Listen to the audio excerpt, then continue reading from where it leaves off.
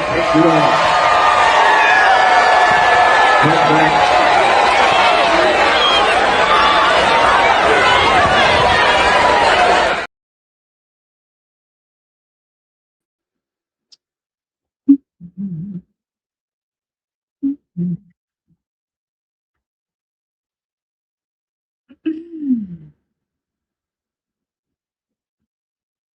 Good evening. Good evening. Good evening. Good evening. Welcome, welcome, welcome.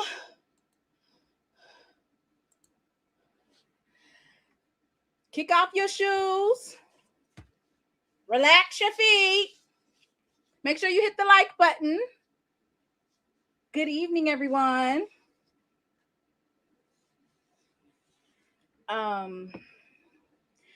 Thank you for tuning in to another edition of SWAC Saturday Live. Make sure that you share the live. I want to have at least 100 people in here before my special guest comes here. I don't want to have somebody come on here and there's nobody in here.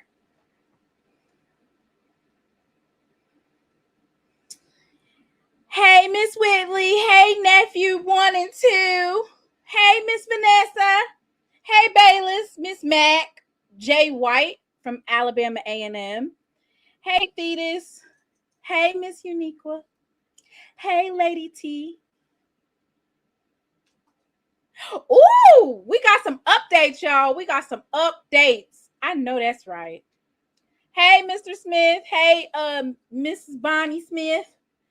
I hope you all are well. Y'all, I got the good camera out tonight. I got the good camera. The GoPro. I'm over here greasy. Sorry about that, y'all. My son is in after his soccer game. He went with his dad to Charlotte. So I was able to, take my time today. What's in Memphis? Uh-oh. Miss Whitley says she's got something to say. Miss Whitley, we have to figure out the name of your segment. I'm so excited for tonight. We have a lot to talk about. The topics, okay, and you guys are going to have to excuse me because my GoPro is a camera, but then I'm looking at my screen to read comments and stuff. I don't want y'all to think I'm cockeyed. I might be a little cockeyed because I'm going to be looking at the comments and looking at the camera. And it's really weird to talk just to this camera. But I'm so excited for tonight. On tonight's menu, we have the HBCU signings that we will be going through. You have an echo. I have an echo? Let me see.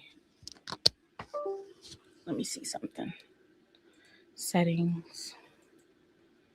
I don't want to have an echo. Audio. Do I still have an echo? Oh, okay. You're ready to say, I can't be having no echo. Ooh, Wit's thoughts. I'm so excited for tonight. So we'll be going through the HBCU undrafted free agent picks for the night. I can confirm that there was, he's been to about 2 or 3 schools, but nevertheless, he was the 2022 SWAC Player of the Year. Or no, not SWAC Player. Freshman. Is it freshman? I want to say SWAC Freshman of the Year. And that was none other than Kevin Coleman. He committed to Jackson State on national TV during one of those, I don't know if it was the Under Armour game or whatnot. But anyway, he broke the internet. They made him put Jackson State hat on there instead of pulling it out of the bag. But he picked Jackson State and he came to Jackson State. Of course, he left with the exit of Dion. He went to Mississippi State, Louisville, And then he also went to Mizzou. And he was drafted from Mizzou. So, he's been traveling. But congratulations to Just Different. What else do we have going on here? We will be talking about I'm so happy to talk about this. No to a SWAC MEAC merger. Mr. Ford wants for us to be one big happy family and one big conference. And so I actually sat down and did a little bit of research, and I basically have that information in terms of why it is not a good idea for the SWAC and MEAC to merge, with the best talking points. And,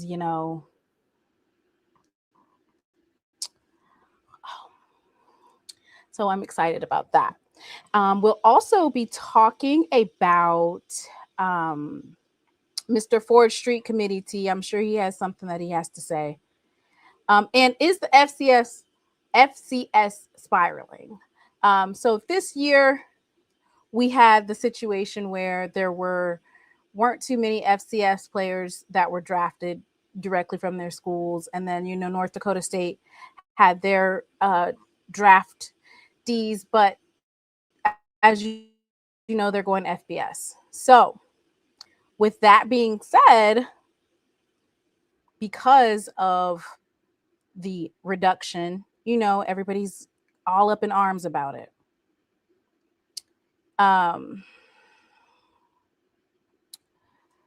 So my guest is actually here. Y'all share. I'm getting ready to bring him up.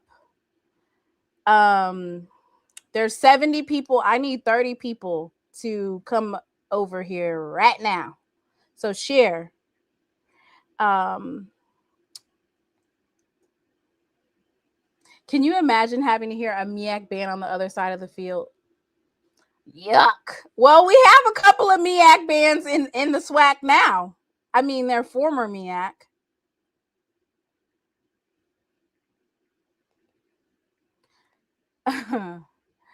Oh, Lord, y'all are messy. Okay. So let me go ahead and pull up my stuff.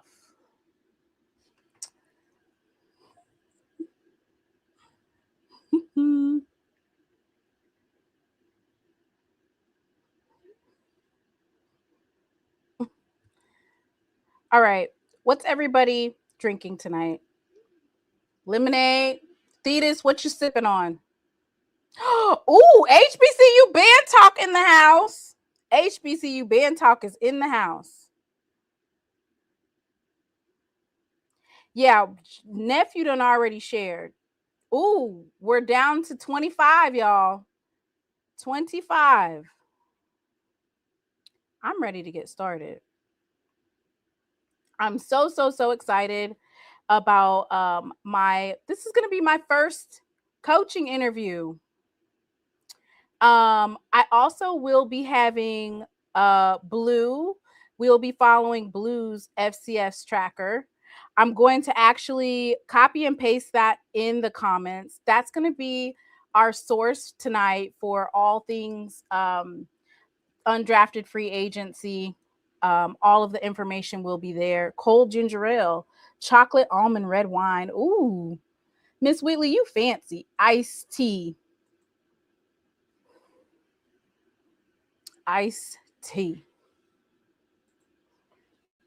Okay, so let me go ahead and I'm going to play some music. And then based on the music that I play, I think you guys are going to have a pretty good understanding of who I'm getting ready to bring on.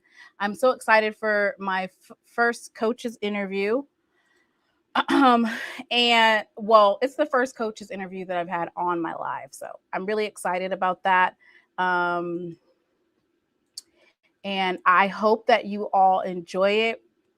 Please share the live. And if you guys have questions for the coach, you can go ahead and drop them in the chat. I see I have Miss Shanetta, Miss Whitley, and a couple of my other mods in the chat. So usually the trolls, they just watch, but y'all got me in terms of any randomness that may or may not appear. All right, let me go ahead and start playing the music for you guys.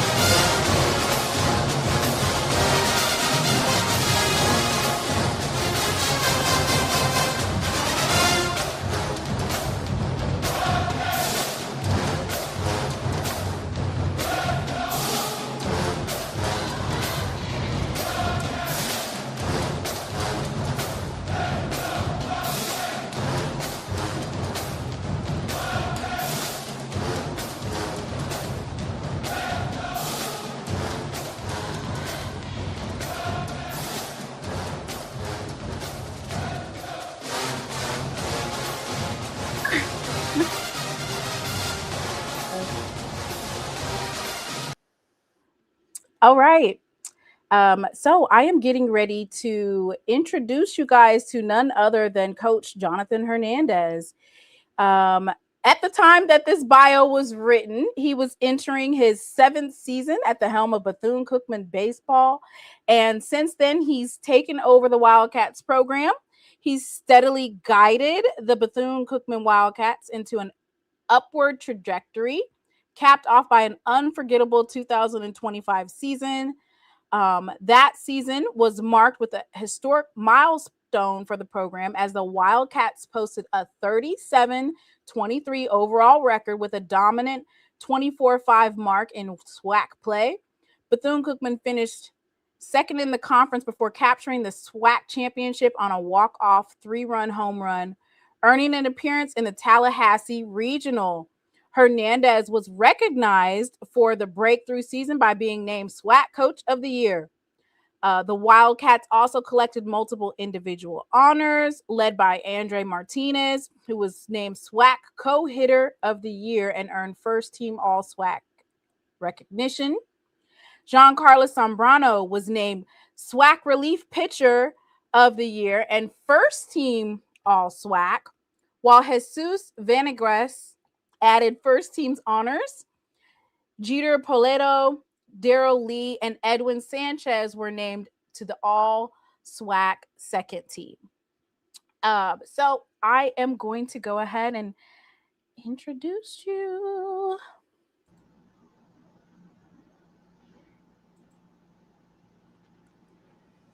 Okay, Coach, how you doing? How are you? You hear me okay? Yeah, I can hear you great. Awesome. I appreciate you having me on. I'm humbled, by that introduction. Thank you so much, for doing all the research, right? And giving us an opportunity to kind of chop it up a little bit about our program. And, again, I'm just excited for our guys to continue the upward trend that we're having right now as a program. So I'm excited to bring you on. You and your program have represented not only Bethune-Cookman, but HBCU baseball as a whole. You definitely, for the past couple of years, you keep elevating. This is within the era of NIL. This is within the era of a lot of kids utilizing the transfer portal. So I think that it speaks to your development of the players, your ability to coach, your ability to recruit. And so I definitely was interested in bringing you on tonight and just to, hear a little bit more about your program. How does it feel to be able to set the standard so high? And you had some major wins this season. And so if you could just kind of start off just telling us about your development of the program. So this is going to be your 8th season, right? Yeah, so I got hired in the fall of 2018, about 2 weeks before school started. Before that, I was coaching junior college in Miami. I'm born and raised out of Miami, Florida, in a town called Hialeah, Florida. It's a heavy Cuban population down there. And, one of the things with the city where I'm from, just like it is, across everywhere in the landscape is, we get what we earn, right? In life, it's not about what you deserve, it's about what you earn. So I've kind of taken that to heart. As far as like what I wanted the program to be, it was going to be built on mental toughness. It was going to be built on everyday working, about holding people accountable, but at the same time showing love, to our players. One of the 3 pillars of our program is based on 3 things, and you can take this to the program, but in life, it's about trust, it's about transparency, and it's about communication. All of our players know that we have an open door policy. It's not so much about the X's and O's. I really want to get to know our players and their family background and their family dynamic. My parents were divorced. I was raised by my grandmother, and I was raised by actually, one of my best friends, his family, because my parents weren't around as much with working, just trying to provide food on the table. So, I take that to heart, knowing that my grandmother raised me, and I had people that I was surrounded myself with to be able to put me in a position that I'm in right now. So I think that that's very important. Once you have communication, right, then you can start building trust, right? Like all of our players know that as coaches, you have 150% of the trust, but we have to be able to earn that day in and day out. And then once you have communication and trust, now you can be transparent with them, right? Like you're not going to sugarcoat anything, but at the same time, you're not going to berate them in front of the team and make them feel some type of way, right? Like we've had tough conversations throughout my tenure here at Bethune-Cookman with our players, but it's always been one-on-one. And the other thing too is about being authentic to yourself, right? Like the kids understand when you're faking it, right? But I just decided that, hey, I'm going to be true to who I am and true to my values and what I want for our program. And the guys are going to be able to understand where I'm coming from. It's coming from a place of love. It's coming from a place to, as a first generation grad, right? For myself, I went to an HBCU. I went to Florida Memorial down in Miami, Florida, and Bethune-Cookman gave me an opportunity to graduate with my master's. So, I wear the HBCU tag like really on my sleeve everywhere I go, right? So as far as the development of the player, it's not only on the field, but it's off the field as well, right? Like how we tell our guys is the baseball diamond, it's really a classroom. And everything that you're going to face, whether it's through your ups and downs, relationships with your teammates, you're going to have disagreements, right? But you're going to have to know how to be able to get over those disagreements, because when you're at the workplace or at a job, you may not like your boss, but you got to respect them. You may not get along with coworkers, but at the same time, your family is counting on you to get that check every other week to provide for their family. So again, it's not all about the development of the student athlete or the baseball player. For us is getting our guys ready to be able to win in the game of life. And that's something that I hold true. And the success on the field is just one part of that. So you're talking about, speaking of success, you had wins over LSU, Florida, and UCF. And then the other is earlier this week, you had a very close game with USF. And you've turned a lot of heads nationally. What did these victories mean to your program? And how do you perceive that for HBCU baseball as a whole? Because I know you just said you wear HBCU baseball or just HBCU on your sleeve. So what did that mean? I think for us in our program, I will never allow the narrative that HBCUs cannot compete with the best amongst the country. We talk about that day in and day out. Like that is not something that we're going to allow to be brought in, because we all have the same time of practice, as far as 20 hours a week. We all play 56 games. It's what you do with the time that you're allotted that's going to allow for the success to happen. That's one. Two, I think the way that we set up our recruiting for us, yes, we want to win on the weekends, and that's most important. But with us being so central located in Florida, we have the opportunity to have these big time programs on our schedule. And it's again getting us ready for the end of the year, right? Every game that we play is a brick that we're laying down for what we want to accomplish at the end of the year. So, I think it's great for HBCUs as a whole. Again, it just shows that we do have really good baseball in our conference. And I'm just happy that we're able to shine a bright light on HBCU baseball and the SWAC conference as a whole on a national scale. And I understand football is king. I mean, you ask anybody that, I get that. But I think baseball is the one sport that can continue to elevate and grow the SWAC conference as a whole.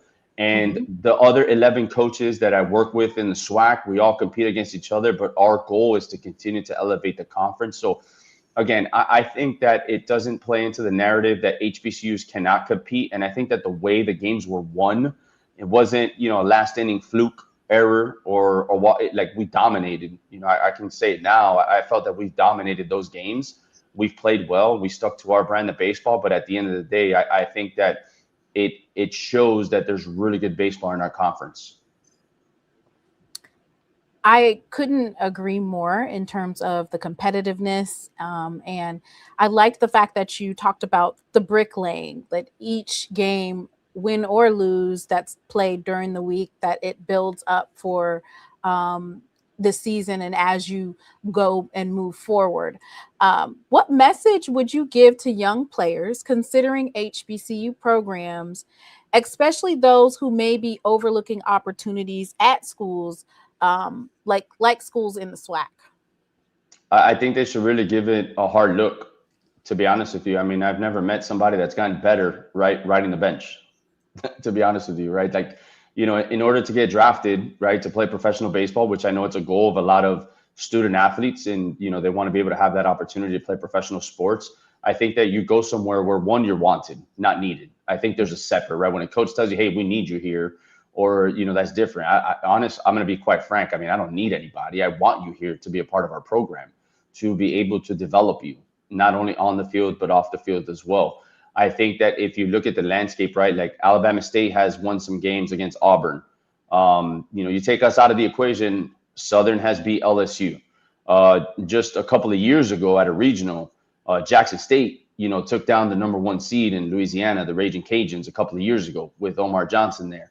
So the history is there as far as teams in the SWAC having success against really big teams. I mean, Southern, I think, picked up a win against McNeese. And, if you nosedive into it, there's a lot of teams in our conference that have fared well against non-conference competition. And if you're afforded an opportunity, it's what you make of it. And I think that the culture on the HBCU campuses is great. I know our guys are invested in it day in and day out. Again, it really is an opportunity for, student athletes to really develop not only on the field, but off the field as well. And there's been a ton of HBCU graduates that have been successful in the professional life, right? So, again, I know it may not be as sexy because of the Power Fours and the big schools. And at the end of the day, I don't buy into that. It's go somewhere where you're wanted, go somewhere where you're going to be able to develop on and off the field, and go somewhere where you're going to legit have an opportunity to compete for a spot right out the gate. Okay. And Coach, I'm going to bring on one of my commentators. He comes on all the time, and I'm sure that he's going to have a couple of questions to ask you, and that's Mr. Ford. Hey, Mr. Ford, how you doing? Hey, how's it going? I'm good. I have on here Coach Hernandez, the Bethune-Cookman Wildcats baseball coach. Do you have any questions for him? First and foremost, congratulations, Coach, on all the big wins and all the great things that you're doing for HBCU sports. I heard you say you're from Hialeah. Do you remember Rohan Davey? Rohan Davey, yep. I know that name. Yeah, Rohan was from the Hialeah area, and he left Hialeah and went to LSU as a quarterback. Yep. And yeah. The first thing I want to know is when you're scouting your players, what are you looking for mentally and physically? What are you looking for? Well, I think the first thing, right, we all have to agree that the talent and the ability to play at the Division I level, right? And for a program like ours, again, I'll say this, the important part of us is to win the Southwestern Athletic Conference. But if you look at our schedule, we got the Miamis, the Floridas, the Florida States, the LSUs. Can they compete in that environment, right? That's number Mhm. one.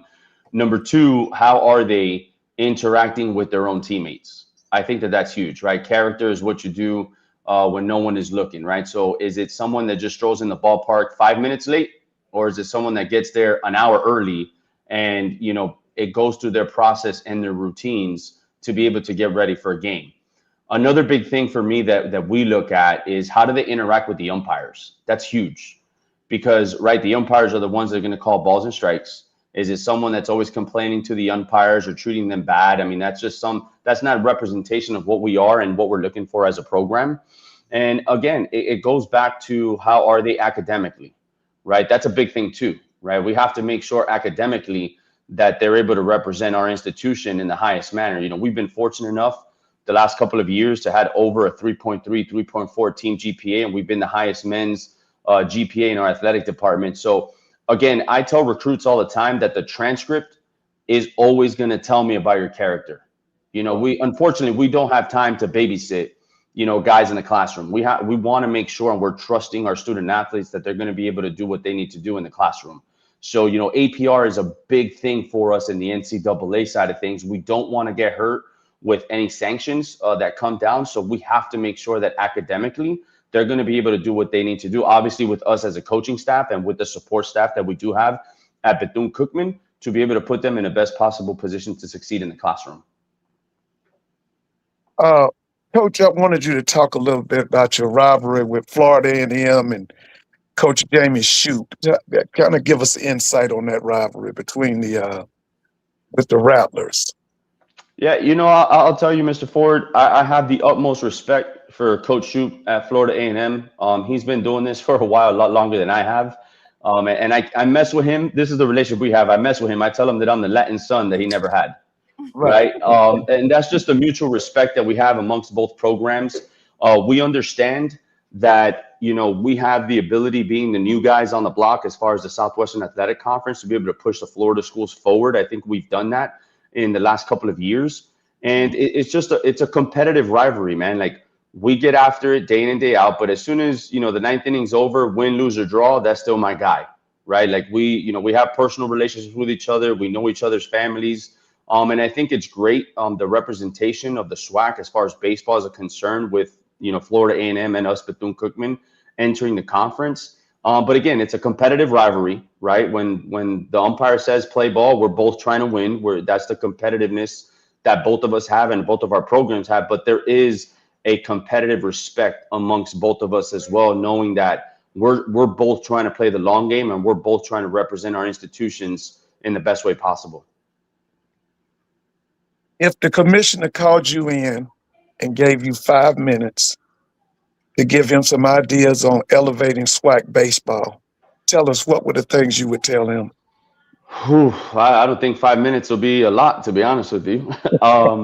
No, I think that we're heading in the right direction, to be honest with you. I think with, SWAC TV and some of the stuff that we're doing that allows for other programs to be able to market their own programs and their own institutions, I think that there's a level of academics that we could involve more, in my opinion, as far as in the community, as far as possibly setting up local recruiters of institutions and pick several SWAC schools where we bring in the sponsors that we currently have in the Southwestern Athletic Conference to visit a campus for a certain, like, let's say this series that we have. We all know, we've seen it. It's so far called the series of the year in the SWAC.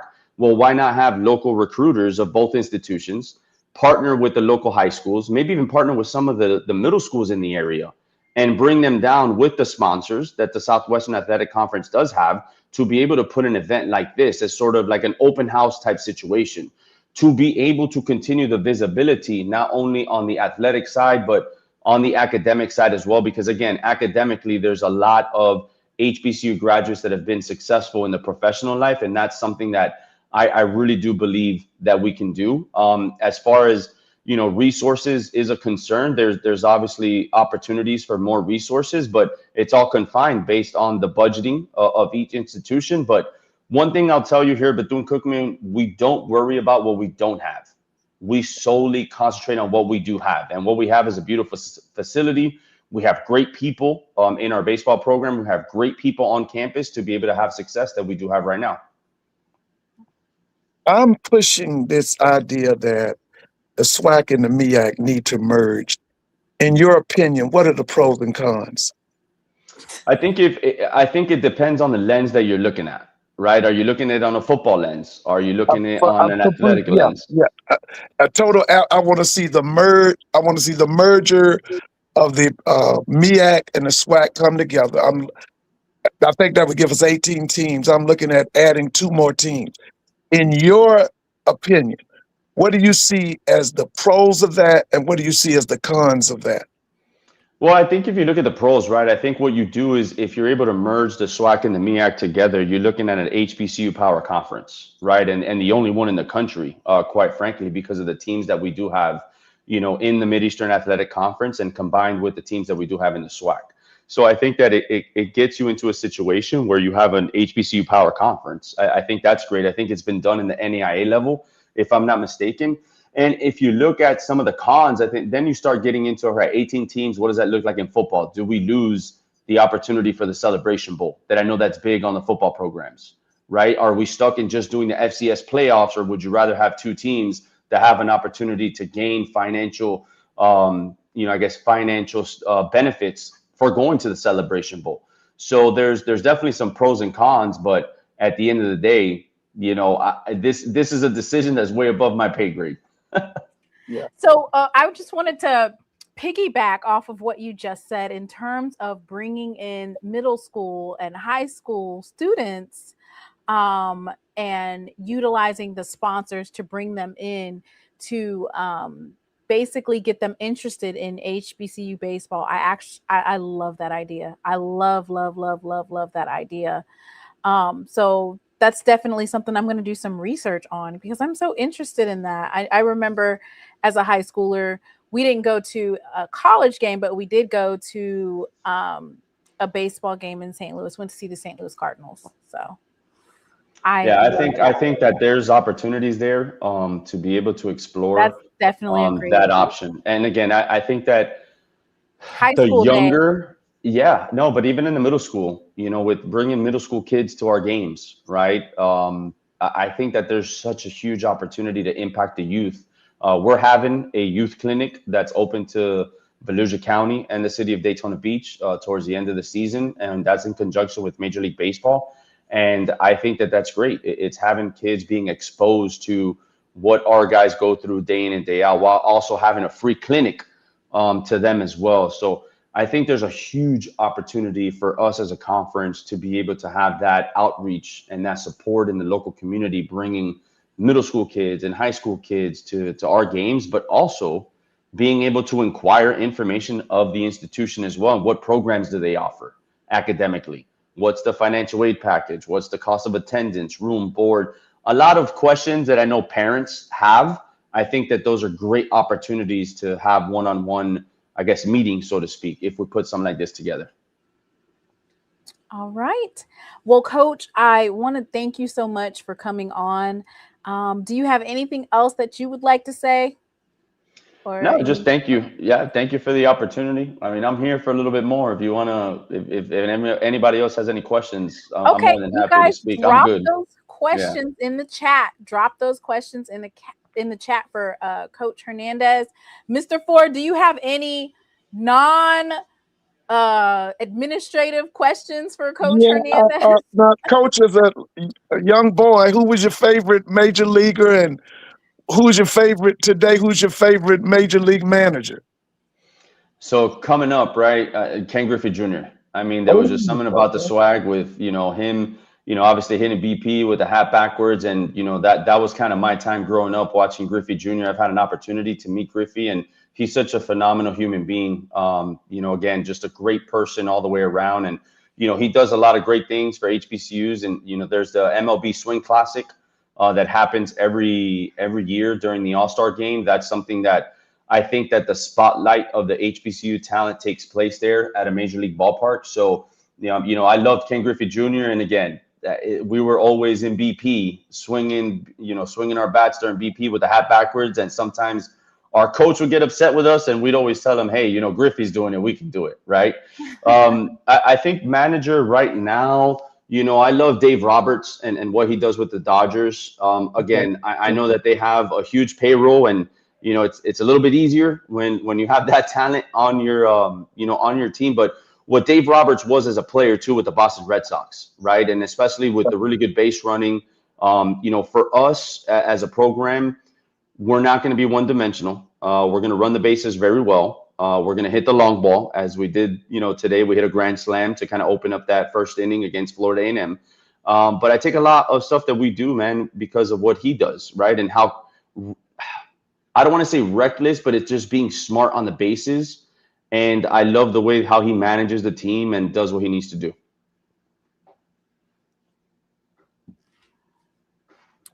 Speaking of running the bases, do you have your players be aggressive? Because I guess I was watching the game the other night. It was the was it UCF? Did you played UCF on Tuesday? Yeah, UCF. Yeah. Okay, so in the bottom of the ninth, you guys were you had a player on first base, and he decided to, I guess he was taking off to get to second base, but it was a foul ball, so he had to go back, and he ended up getting out. Can you talk a little bit about your aggressive coaching, or what is your how do you coach in terms of playing aggressive, stealing bases? So in that, yeah. So all right. So it's kind of a two-part question for us. I've never had a good base runner that was passive, right? So we're going to be aggressive, right? But we're going to be smart. In that play, at UCF, it was actually a bunt that was missed, and then we got back picked at first base. Now, me as a coach, I didn't feel that it was the opportunity for me, right? Like what we talk about, having close relationships with our players, to embarrass him in front of the entire team after the game, right? I don't think that's right. I think that in those moments, that's where we have the responsibility to uplift our players. Mm-hmm. And that's what I told him after the game. I told him, I was like, Caleb, like, you did not lose this game. Mm-hmm. You did it. We had opportunities to win this game. And I know that the world is at your shoulders right now because you felt you lost this game, but you're not. Mm-hmm. And I demanded from our team that they pick him up. Because we win together and we lose together. This isn't a one-man show, right? We're all a team. So, in that situation, it's just, again, every time we lose, I feel that it is an opportunity for growth, right? And if you don't learn from your mistakes, then you stay neutral and idle. Well, that's just like in life, right? You're going to go through your ups and downs. There's going to be decisions that you're going to make that are good. And there's going to be decisions, unfortunately, that you're going to make and they're not going to go your way. So you have an opportunity to learn from that. Right. You're never going to make the same mistake twice. At least I hope not. Right. So failure is a good thing. Failure is good for our youth. Failure is good in life because it molds, the character. It molds the perseverance, just everything that goes about being a human being. And again, I think in that opportunity, the right thing to do and the correct thing was to uplift that guy that got backpicked, as opposed to, burying him when he knew he messed up, so what good is it? So we're going to be aggressive on the bases. We're going to be smart. And if we make mistakes, there's no one that's going to, chew you out or anything. It's just, hey, this is what we saw. This is what you need to get better at, and just move on and let it be a learning experience. That guy may be the one that we're going to need in the conference tournament in the bottom of the ninth inning at second base to make a great read, to walk off or maybe win that game. Right. So that's how, that's how I see everything. That's great. And then I like the way that you explained that you win as a team and you also lose as a team, and there's no need to be down, and failure grows character. So we have some questions in the chat. What advice would you give a coach who is looking to turn his program around? And when we talk about coaching, we're talking about coaches that are at the FCS level. They're battling the NIL, they're battling recruiting against other schools. What advice could you give to a coach who's looking to turn his program around? I think it starts with the coaches that you work alongside with, right? And I said this from day one, right? Like, I'm the head coach. I get that. I'm the face of the program, but I have 4 assistant coaches that they don't work behind me. They work alongside with me, and they do a phenomenal job, and I think the biggest thing is learning how to delegate, roles and responsibilities across the coaching staff, and letting them understand what their role is and what they want to accomplish. I think that my job as a head coach is to not only develop our players, but also develop our coaches. I know that our assistant coaches at some point in their careers, they want to be head coaches. And I think I have that responsibility to be able to assist them through that process, right? I'm not going to be a roadblock for our assistant coaches. So I think it starts there. I think it starts with having a clear, concise plan with what you want to accomplish in a program.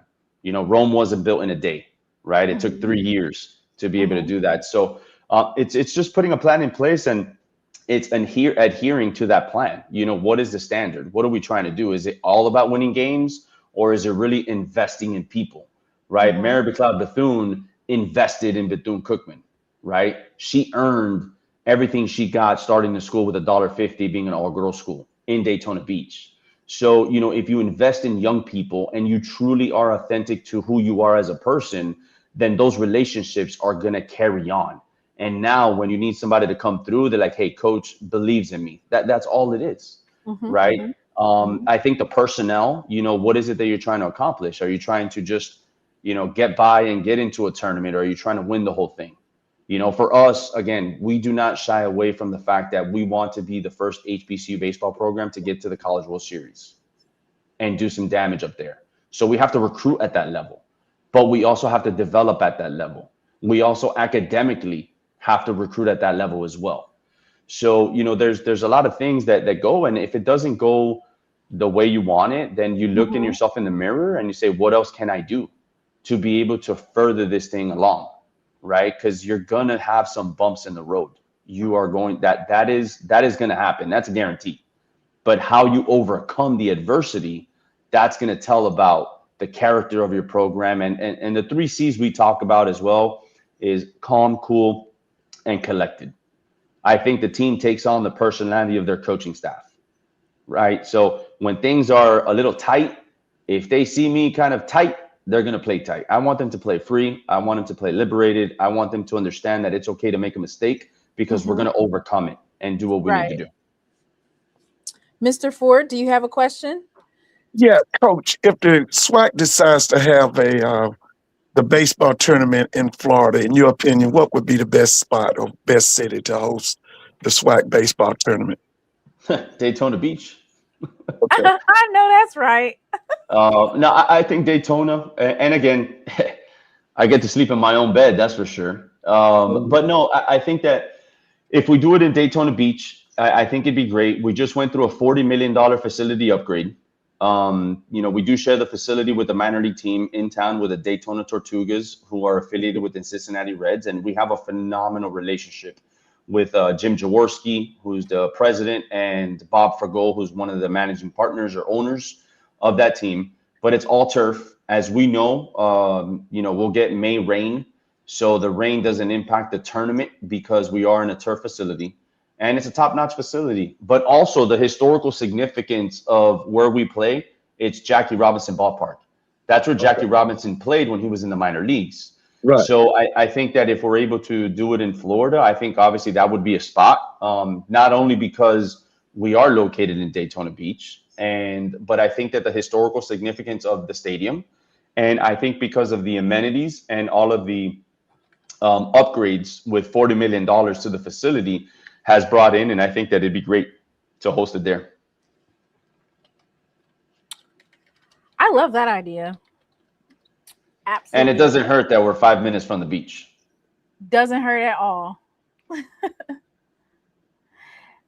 Okay. I have another. I think Somebody asked about the portal, right? Yes, yes. I'm trying to find the actual question. I'm sorry. She's going to ask it again. Yeah, it's all good. Let me see if I can. I saw it, but It's from R. Bayless, right? yes. Here's what I'll say about the portal. The grass ain't greener on the other side is where you water it, to be honest with you. I think also the portal, it depends on what your niche is as far as recruiting is a concern. So, for us, we really don't dive in too much in the portal. We go after high school kids and we go after kids that are in junior college.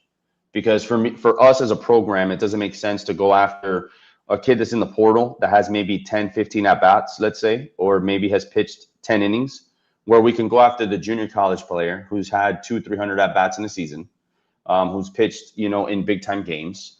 So for us, the portal really doesn't affect us as far as like bringing guys in. I think the portal should be just plug and play. It's it's not something that we solely focus on. We have to bring a roster of 15, 16, baseball guys from the portal. As far as like NIL is a concern, that's obviously big right now within college athletics.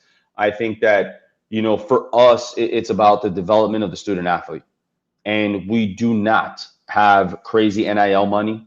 We want guys that love to play the game of baseball. We want them to have an opportunity. We've had guys get drafted out of Bethune-Cookman. We've had guys go to the major leagues. If they do what they need to do with the opportunities that they seek, then they're going to get an opportunity to go play professional baseball. But you got to be the top 1% of the 1%. The biggest thing is getting your degree. That's the biggest thing here at Bethune-Cookman. So, we want guys that are not worried about cashing in a check, because that check's going to run out one day. But if we would be able to sustain, your baseball career after Bethune-Cookman, if we're able to allow you to get your collegiate degree, then that paycheck's never going to run out.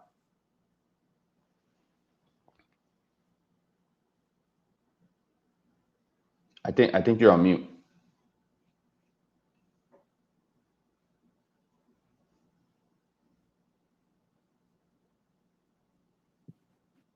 There you go.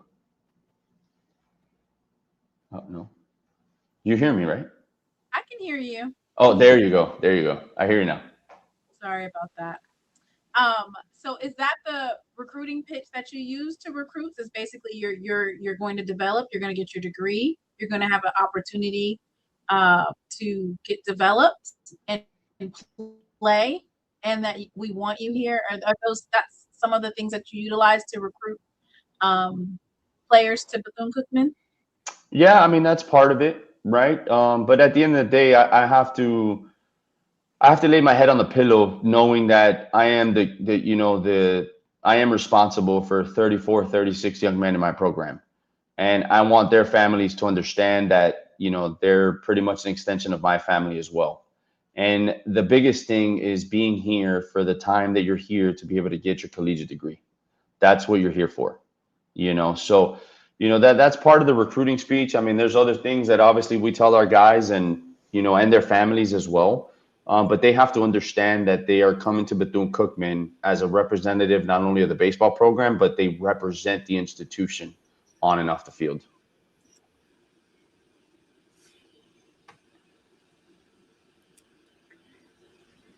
Okay. And your next question that you have is, have any of your assistants elevated to head coaching jobs? Do you have a coaching tree? Yeah, so not my assistants that I've had when I first got here, they're not head coaches. One is actually a scout for the Minnesota Twins. I have another assistant, Coach Keith Zuniga, who was with me when I first got here. He was at New Mexico State. He was an assistant. He was the head coach there, and he's right now the pitching coach at the University of Hawaii, which that's a great opportunity for him to be in Hawaii. And I have one of my former assistants, Coach Jose Carballo, who was with me for about 3 or 4 years, and he's now the director of recruiting at the University of Missouri in the SEC with Coach Carrick Jackson. In Columbia, Missouri. In Columbia, Missouri. Yep. That's my hometown.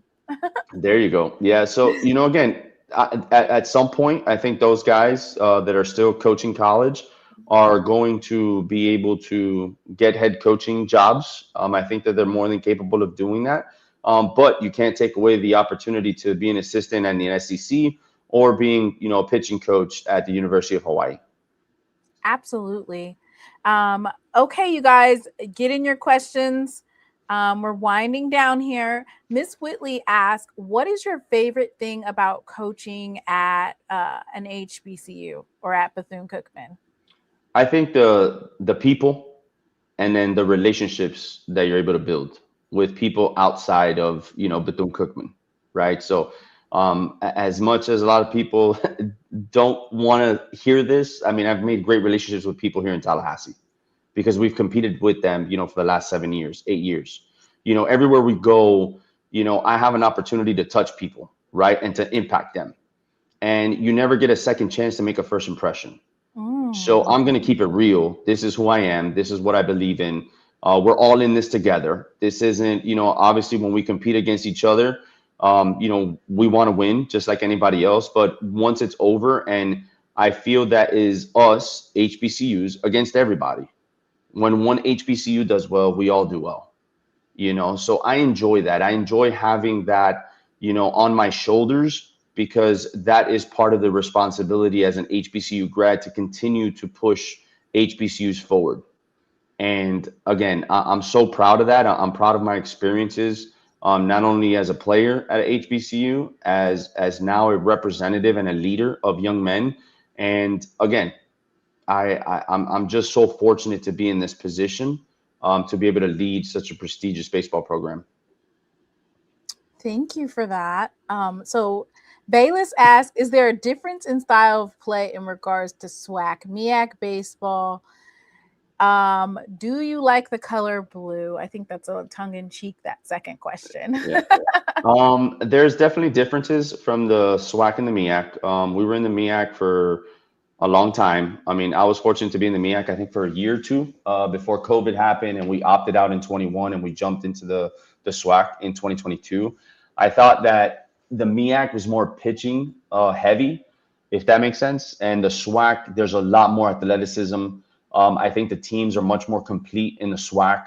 Knowing that we were going to jump into the SWAC, I knew as the head coach here at Bethune-Cookman that we had to change the way that we recruit and the way that we see players come in, and even our development processes to be able to compete with schools in our conference in the SWAC. So there is a difference of baseball. One thing that I'll do here always, and that I'm here at Bethune, I'm always going to bring in a former MEAC team to play us, because I think that it's huge. We had Delaware State this past season. We had University of Maryland Eastern Shore last year. We're bringing Norfolk next year. We'll work on bringing Coppin and North Carolina A&T, because I think that it's important to continue those rivalries as far as the old ones that we had in the MEAC. I think that that's important, and our guys need to understand the history and the tradition of the MEAC as well, that we were a part of it for so long. Now, as far as if I like the color blue, I'll tell you that I love my maroon and gold. There you go. He cleared out half the chat that I've been ignoring. For most of our interview, I've been ignoring it. Mr. Ford, do you have any other questions? I was going to ask, Coach, in Major League Baseball now, technology can call balls and strikes. How far are we away from that in the SWAC? Do you think that's coming soon? I don't know if it'll come soon in the collegiate level as far as using the ABS system. I will say that there is technology and analytics, at least with our program, that we've been able to integrate as far as TrackMan, as far as 643 charts, as far as synergy, video scouting. I want to say that our assistant coaches do a really good job with being able to integrate the analytics to baseball, and we do utilize that. Again, I'm very fortunate to have that opportunity here at Bethune-Cookman, where we're able to integrate the analytics with baseball, and at the same time learning about it, because it's always evolving into something different. But the main part of the analytics and the technology is how are we going to continue to evolve our program, and how are we going to use that to develop our baseball players. And we've seen changes from our guys just in the last 6-7 months, being able to integrate the analytics, the technology, as far as being able to utilize technology for calling balls and strikes in the SWAC or even at the collegiate level. I think that we're still light years away from that. If I want to think that, I mean, it's just, I think the cost for that is huge. And I don't know of any program that can withhold something like that. You got your answer, Mr. Ford? Yeah. Thank you so much. Thank you, Coach. Anything else, Mr. Ford? No, that's it. Mm-hmm. Well, Coach Hernandez, I just want to thank you for taking your busy schedule, your time out to speak with me and She Loves Thee podcast and all of my subscribers. Mr. Ford, you do have one more game tomorrow with FAMU, with the FAMU Rattlers. I want to congratulate you on your season, 31-12 so far. Are you looking to hit the 40? 41? I'll tell you, I'm a big history guy. And the school record of wins is 39, set in 2003 by Coach Melendez. And that's a number that, selfishly I've been chasing. And I think that this year's team has an opportunity to do so. But none of that matters without a SWAC championship and impacting the guys the right way. So I would be okay with not breaking the school record if it means that our guys are able to experience a SWAC championship and that lifetime memory that they're going to be able to have. All right. Well, congratulations, Coach.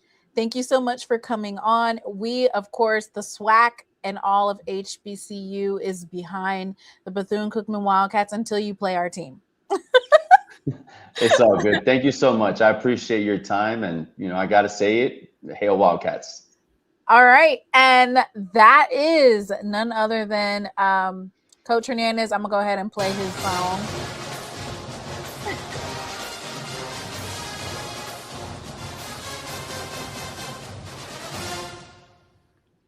There you go.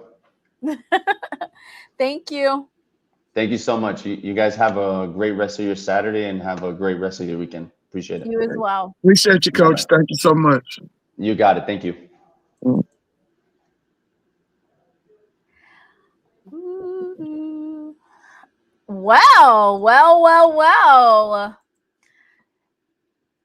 Did you like my special guest, Mr. Ford? Oh, I loved it. Wasn't that great? Yeah, I love that. Hope you can do that. I'm ready to do more interviews. Yeah. Y'all drop in the chat who y'all want me to interview next. I hooked up my special camera. Usually I have my fuzzy camera on. All right.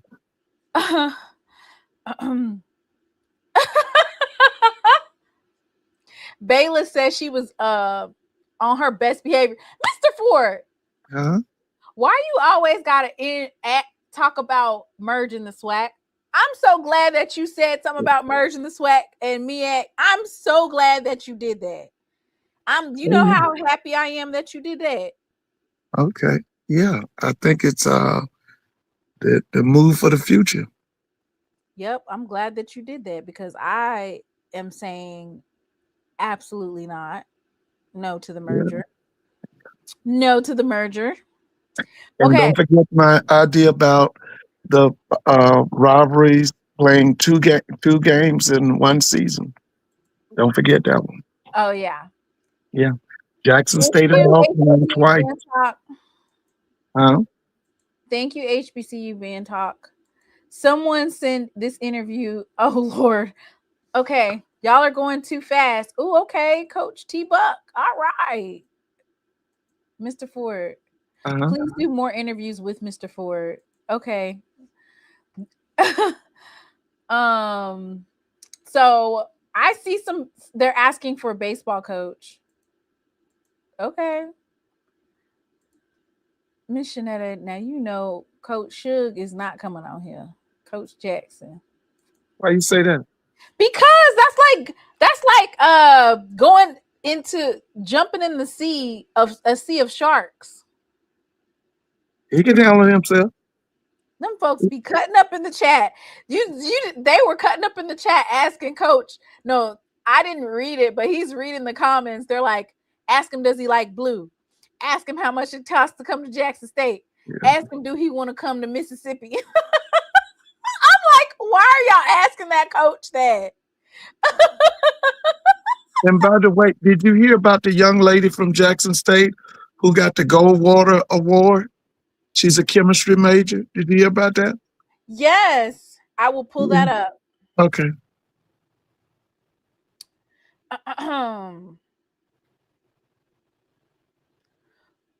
Goldwater, Jackson State. I'll pull it up. I did. Yeah, see she's that a chemistry article. major, and her parents were Jackson State graduates.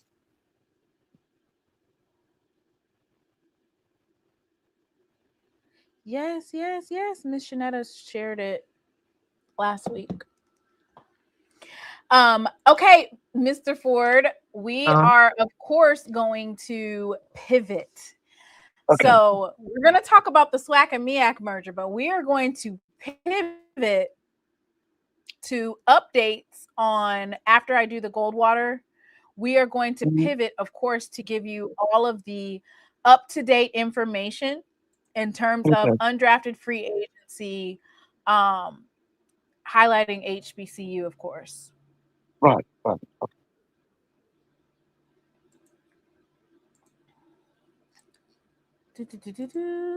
All right.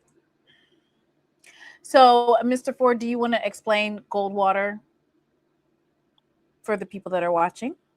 Okay, this is I know it's an award that's given to outstanding. That's the picture I saw. That's in the national media. It's an award that's given to outstanding students. Is it in science, or I think it's a science award? It's a science award for collegiate students. I'm not sure, but that's the picture I saw on my computer. Okay, so Jackson State University celebrates first Goldwater scholar. Jackson State University proudly announces that junior chemistry major Mia Robinson has been named the institution's first recipient of the prestigious Barry Goldwater Scholarship. It's a historic milestone for the university's academic and research community. She was among 454 scholars nationwide selected for the 2026-2027 academic year from a highly competitive pool of more than 5,000 college sophomores and juniors. Widely regarded as the nation's preeminent undergraduate award for students pursuing research careers in science, engineering, and mathematics, the Goldwater Scholarship recognizes individuals with exceptional promise as future leaders in research. Interim President Denise Jones Gregory, praised Robinson's achievement as a defining moment for the university. The caliber of students at Jackson State University and strength of our academic and research enterprise. Mia Robinson's selection as our first Goldwater Scholar underscores our commitment to cultivating scholars who are prepped to lead and innovate in critical STEM fields. We are immensely proud of her and excited about the impact she will make on the future of scientific discovery. Established by Congress in 1986, the Goldwater Foundation commemorates Senator Barry Goldwater and has awarded more than 11,600 scholarships to date. This year's cohort represents the largest in the program's history, supported in part through partnerships with UWorld and the National Defense Education Program. Okay, and she's a senior pursuing a degree in chemistry with a minor in meteorology. Right. And she has a deep commitment to atmospheric science and chemistry research. So congratulations. And the Goldwater Scholarship supports students who intend to pursue research-focused careers, with the majority of recipients planning to earn doctoral degrees. According to the foundation, scholars frequently go on to receive other prestigious honors, including National Science Foundation graduate research fellowships and Marshall scholarships. You should request an interview with her, with that young Okay. lady. Yeah. Okay. All Oh, yeah. right. I will look into that. And I think she's from Jackson, right? Hey, Miss Mary. Yeah, I she's from Jackson. And I think, like I said, the parents are both Jackson State graduates. So congratulations to Miss Robinson. And okay, I will look into that. Yeah. Okay. So next up, I'm going to copy and paste this because, of course, we're going to be getting updates all throughout the night. And we'll probably, if I come on Tuesday or Thursday, we'll still be talking about it. And that is, of course, the 2026 NFL draft has concluded. And interesting, Mr. Ford. It's interesting the conversations that shifted with a reduction in the amount of FCS players being drafted. Oh, okay. Last year, the last couple of years, they always were hyper focused on HBCUs aren't getting drafted. They're not getting drafted. They're not getting drafted, or they only have one person drafted. But it's good to see that all of these young men are still going to get opportunities to make it on the field. And we do have a couple of HBCU players who have received either mini camp invites or they have signed as undrafted free agents. Right. Okay. Let's see.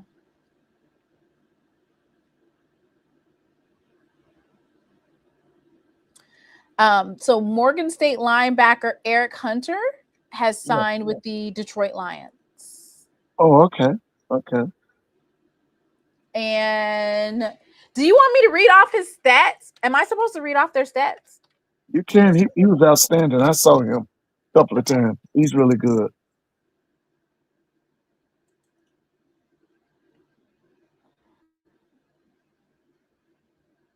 All right. So let me see if I got this on here.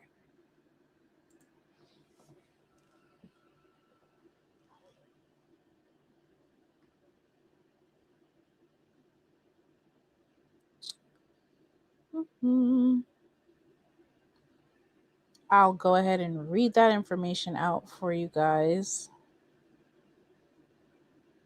And I want to shout out Steve Weish, of course. He has been pivotal in promoting our HBCU players. Yeah, Mr. Howard University, right? Yes. Yeah, he's a Bison.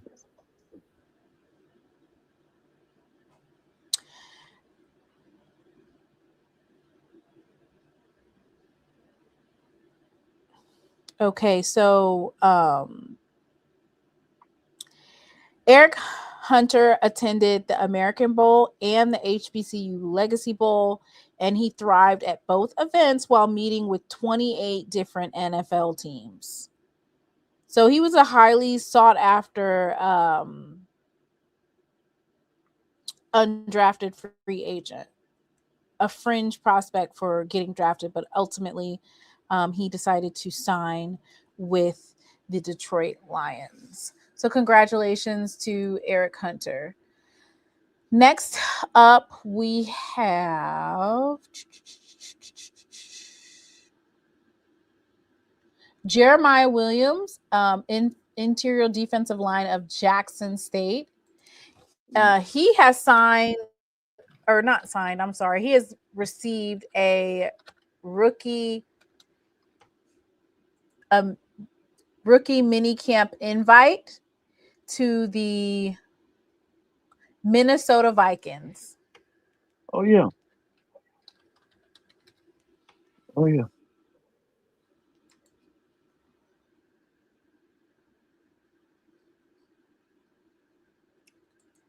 So he will be traveling up to Minnesota.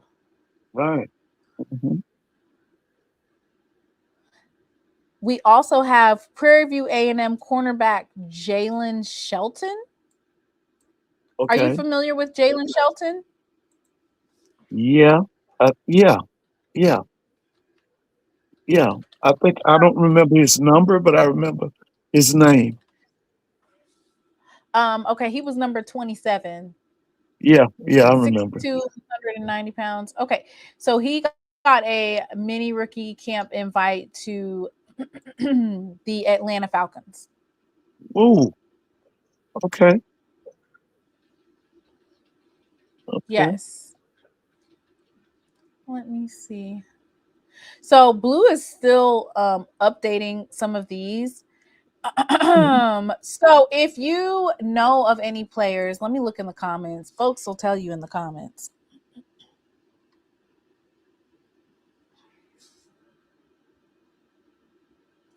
Jamal, you literally missed a whole entire baseball interview from a head coach in the SWAC. Tell him, Miss Whitley, you can't be coming up in here late. What does a rookie camp invite mean?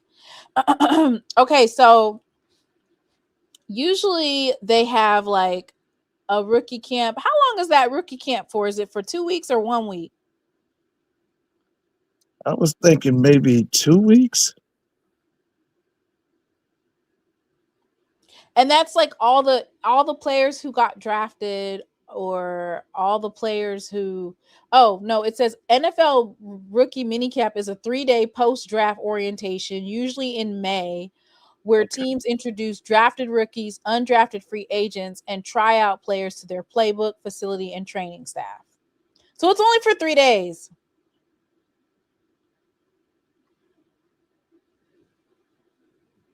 Well, you got to hit the ground running. You got to show Yeah, them you what you really got. do. You really do. Yeah, but there's some Nunya people who've Jamal. done that. They've done that. They've gone from rookie camp to, to making the team. Absolutely. All you need is what? A chance. Yeah, right. Opportunity. That's right. Okay, so I'm excited about this one right here. I'm really, really excited about this signing because you know that I am all about Shedeur Sanders. And also, not only that, but I know that Shedeur is going to embrace him. And that is none other than Janalian Dupree, Mr. Ford. Marcus Dupree grandson signed with the Cleveland Browns. Oh yeah. Okay. Okay. That's the speedster, right? What? Yes, Marcus Dupree grandson. Right. I remember his number was 2. Was it 2? Yes, yes. Oh yeah, I remember him. He's a punt return and kickoff returner, right?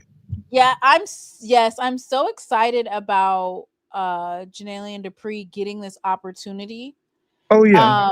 Oh yeah. And I know that Shedeur is gonna look out for him. You know, he's gonna be like, "Oh, okay, you came Oh yeah. from where I was playing at, my alma Oh yeah. mater.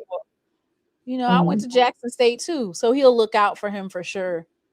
But Yep. Mr. Ford, they have some Mhm. big time wide receivers for the Cleveland Browns. They were on go.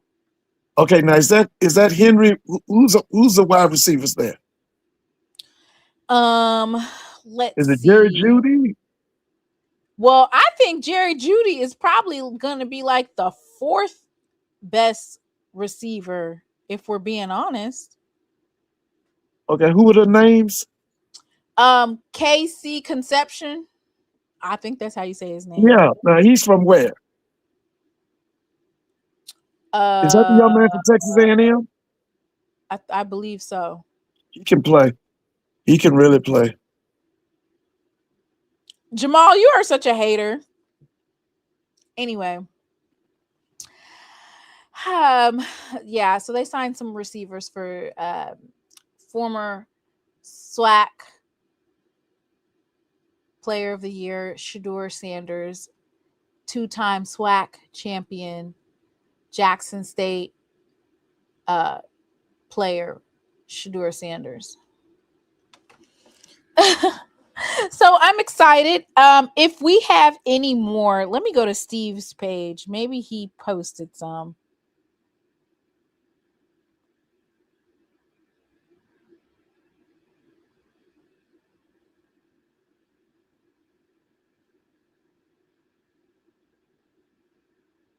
So I don't see any more just yet, but you know how they are. They're definitely doing it. I will have to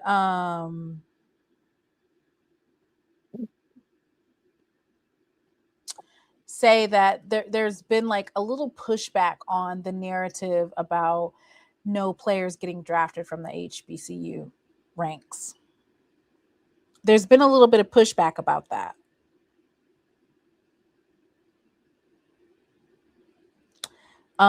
Because HBCU Game Day said that it's an endangered species that an HBCU player gets drafted. What do you think about that statement, Mr. Ford? No, I think it goes back to what you said. It's all about opportunity. It doesn't matter if you drafted, free agent. Just give them an opportunity. If they give them an opportunity, those guys will make those teams. It's just giving them an opportunity to show what they can do. To see them a lot of them HBCU boys, they gonna come in there, they gonna take them special team jobs. They're gonna be the kickoff return, the punt returners, the gunners on the punt teams, yeah. And then they'll move up from there. Just give us an opportunity. All we need is an opportunity. That's all. Give me an opportunity. Just give us an opportunity. Just give us an opportunity. Yeah. Okay, so throughout the show, if anybody else gets any updates in terms of any signings or rookie minicamp invites, please do not hesitate to put it in the comments, or you can tag me on Twitter. Sorry that it looks like I'm like cockeyed. I have my GoPro going because it's clearer and I had the interview, but I have to look at my computer to like do stuff on it, like pull up stuff. So that's why it looks like I'm looking off of the screen. I'm excited, Mr. Ford. You know why I'm so excited? Because we are getting ready to talk about your favorite topic ever. And I basically have created 9 reasons for why I do not want to merge the MEAC and SWAC. Oh, okay. I can't wait. I'm so excited. Oh, yeah. I can't wait either. Oh, yeah. Huh? I said, I can't wait either. Yeah. I've been waiting all day. I was like, ooh. You know what? Because actually what ended up happening is it actually became an argument on the Twitter. Somebody made the statement, the SWAC and the MEAC need to merge. I was like, what? What? Mr. Ford Jr.? Yeah. Oh, yeah. With Dr. Charles McClellan as the Mr. Ford commissioner. Jr. Huh? Mr. Ford Jr. That's exactly who they are. Yeah. Because why would they even say that? Yeah, why Dr. Charles McClellan as the commissioner. Yeah. Mr. Ford Jr. is over there on Twitter. Yeah. And we didn't even do a Sanders propaganda hour. I just kept it real slight and real cute. All right. If you have not, can you please go ahead and like the live and share.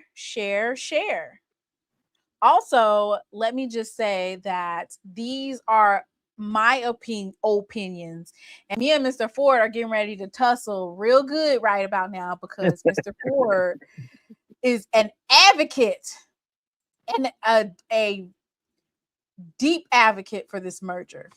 But yeah. I went and I did some research and I created this little picture over here with all the bells and whistles for the reasons why we're going to say no to a merger. All right. So the SWAC and the MEAC are stronger apart, but they're better together. Mm-hmm. So the number one objection that I have for this merger is travel would be insane. And with travel being so insane, non-revenue sports would suffer immensely. So much so that they would end up possibly getting rid of some programs. And I would love for everyone to go to SheLovesThee.com, and I have an in-depth article, and I basically break down everything as to why the answer is no. Okay. Number 3 is, of course, the SWAC and the MEAC have 2 different cultures. Don't you think they have 2 different cultures, Mr. Ford?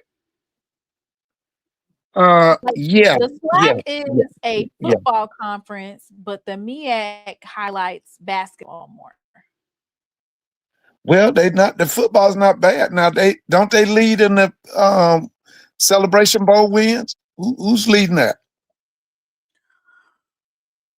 What's the score?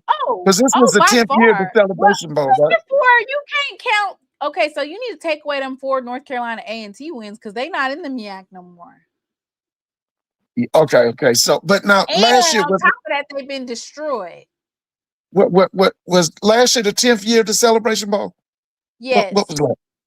Yes. So what's the count? They are beating our asses. I think we done won. Is it 6?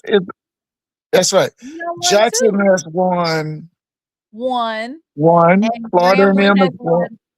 Oh, so okay. So it's 3. We've won 3. Right? Yeah, we won 3. Florida A&M, 7-3. Grambling, and Jackson State. But 4 of those 6 wins, 4 of those 6 wins was by North Carolina A&T, and they not there no more. So technically, it's 2-3. Well, I mean, at the time they were MEAC, so we still have to count them as MEAC. Anyway, they have 2 different cultures. Like, you could ask anybody from the MEAC, and they'll tell you, like, football is not king in the MEAC.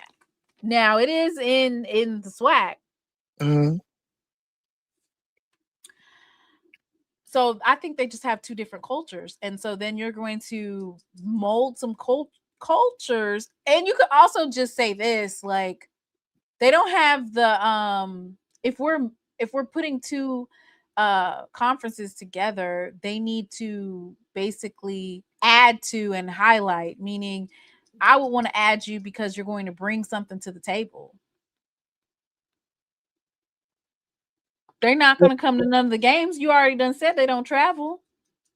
Yeah, but now one of the things I think that would be encouraged if they merge with that is that the MEAC schools would be encouraged to play more night games. They can play more night games without merging. Yeah, but I'm just saying, I think they would. I think that with the, merging with the SWAC, they would play more night games. Because when you play night games, your crowds are bigger. Your crowds are larger. Well, Miss Mack said you didn't speak to nobody tonight because Coach was all right. Hey, Miss Whitley, hey. Okay, hey, Brandy. Miss Mary. Is Lady T on here? Yes. Hey, Lady T. What about Dr. Kanisha? She's in spirit. Okay. Hey, everybody. Hey, everybody else. Listen, my Hawks lost today. I'm kind of slow. We got blown out. Yes, we did. Right, you won the last time we talked. Y'all won. Well, it's 2-2 now. I was hoping that you was trying to close it out early. Yeah, because listen, I don't think we're gonna win nothing in New York. But let me tell you something. Not even one game. Listen, when it comes to the NBA and New York versus Atlanta, the NBA wants New York. Oh wow, they gonna yes, choose. They do. So I know how them officials gonna call them next games. I know what that's gonna be like.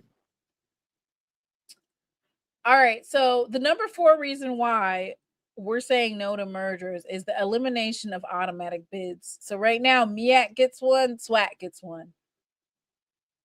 You have the potential to make up to $4 million on every year. You have the potential to make 4 million for what is it? 4.2 million. You have the ability to make $4.2 million just in your postseason by playing in the first 4,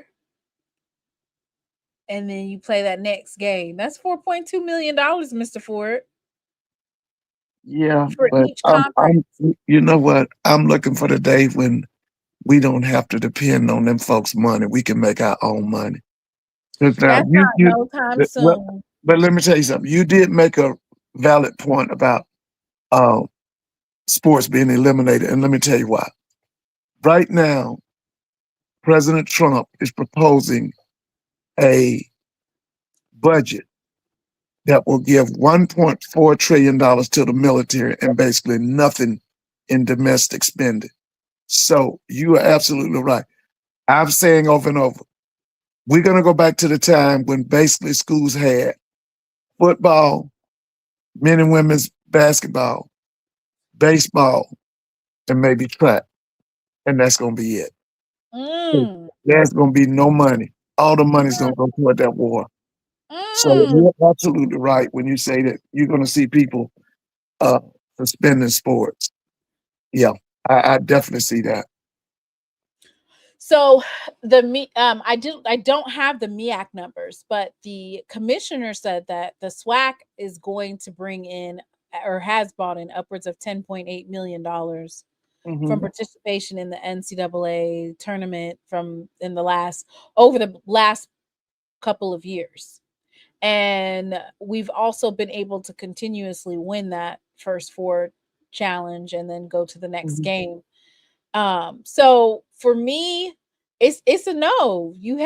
That's $8 million right there if the MEAC is seeded as a 16 seed and they play in one of those games. You know, that's $4 million that down the drain that they don't have. Then we have, of course, the MEAC SWAC challenge. This is history. This is culture. And Well, you just want to give I that think up? they could keep the MEAC SWAC challenge. And somebody was saying about the I could see they would keep the Celebration Bowl. What they would have to do on what I'm talking about with the 20 schools, you would have East versus West, okay? And like I said, it would be 4 divisions with 5 schools. And so what you want to do is you're making sure that the schools don't have to travel cross country, but that they would travel to the schools that they would play against. Now you'd have 5 teams in 4 divisions. Okay, the schools in Georgia. No, we don't have a SWAC, but the schools in South Carolina and North Carolina, they would play each other. The schools in Maryland, Virginia, and the DC area would play each other. Okay, and then you'd have like the Florida schools versus the Alabama schools. They would be in a division. Then you'd have the Mississippi, Louisiana schools in a division, and maybe the Texas, Arkansas. We'd have to sit down, but you would break it down into 5 schools in 4 divisions, and that would cut down on a lot of travel. So I just went and I just pulled a couple numbers of travel, and you have to understand that traveling it might be okay for some sports, but you're going to get into a situation where non revenue generating sports are going to be affected. No, non-revenue generating sports are probably going to be eliminated. Listen. So that's even worse what you're saying, Mr. Ford, because now you're saying Unless you got the Yeah, Steph gas Curry. prices are way too high. Oh, and they're going to get higher. They're going to get higher. They are going to get higher. Oh, wait, that's not the right one. Lord have mercy, please. Oh, my goodness. MEAC equals, oh, somebody said MEAC equals W.E.B. Du Bois. SWAC equals Booker T. Washington. Two conferences wanting to move forward, but with different perspectives. Oh, you hear that, Mr. Ford? Yeah, I see it. I see it. Lord. No, I didn't say that we don't need tennis. I'm just saying I think that those non-revenue generating sports are probably going to be eliminated. But that's what you're not understanding. Like with SWAC TV is able to turn those sports that don't make any money into money. That's what's so great about the SWAC TV is because now instead of like losing money on some of these sports, you're going to be able to bring in some money. They're developing a product. And then you just heard Coach Hernandez, and he was talking about, okay, so maybe we can do this in terms of generating sponsors, money, all that different type of stuff. All right, y'all. Here's my next slide. Now, please don't get on me about now most of these schools now have about what 10, 15 sports. What do these schools have? Like 15 sports? Like Jackson State has how many athletic teams? They have like 12. Okay. We've got bowling, tennis, men and women, soccer, women's soccer, basketball, men and women's. We got football, softball,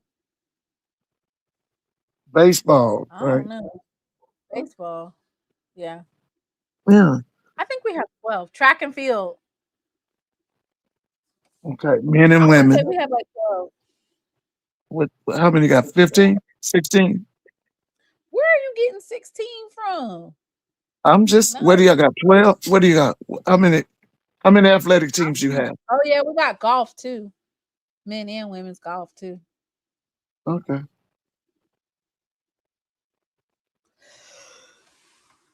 Yeah, but I think that's the indoor track and field, outdoor track and field, men and women. Oh, okay, so that's like four different. That's like 4 teams in and of itself. Yeah, so that's 4. The thing, Mr. Ford. Like that's why SWAC TV is so important because Franklin says 18 for Jackson State. That's why it's so important because they're monetizing sports that don't normally generate revenue. So. Okay. I just put this thing together, no to mergers, and it says Texas Southern to Howard is 1,350 miles. But they would have to play. Listen, you would keep Texas Southern playing teams in Texas, Louisiana. Texas Southern would not have to go to D.C. Okay, no way. What's the point of merging? Texas Southern and Howard would meet in the Celebration Bowl. They would not play. What's the point of merging? There's no point to merge. Yeah, well, let me say this. Let me say this. If they were to meet regular season, they would meet somewhere like Indianapolis at the Circle City Classic, or they would meet in Detroit or in Chicago. But no, not Texas Southern having to go all the way to DC or Howard having to come to Houston. No. Most have 16 sports teams. Okay. Valley to Maryland Eastern Shore, 1,000 miles. No, Bethune-Cookman to Howard, 13 to 15 hours. Southern to South Carolina State. And that's why it doesn't make sense to merge, because all of the things that you're saying that they can do, they can do. No, you remember I told you would put them in divisions. You would have 4 divisions, 5 teams. Okay. And those schools, the primary schools that they would have to play every year would be the schools in their division. That would be like maybe that's 4 games. Then you could get you maybe some local games down in your area. Say if you wanted to play say like a family, you wanted to play in Albany State or Fort Valley or schools like that. But no, all this cross country traveling, that's what you're trying to cut down on. That's why I said Which 4 is teams, exactly 5 why you can divisions. keep.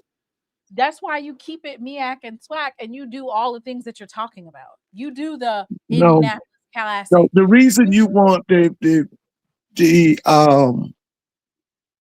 and the SWAC to combine is because of the leadership that would be given to them by Dr. McClellan and his leadership team. That's the main reason. Exactly why they formulated HBCUs for us. HBCUs for us gives the ability for Commissioner McClellan to share his vision with the other, with the CIAA, with the SIAC, with the MEAC. That's what HBCUs for us is, meaning they came together, put all conferences together in this particular HBCUs for us, so that the visions that they have, you have a vision that's across all 4 conferences, and you're helping preserve HBCU culture and sports. But from everything that I've heard you say, it just sounds like disaster, because you just said they're going to cut all these different sports out. I think so. The non-revenue generating sports are going to get cut, which I think someone in the comments said Title IX.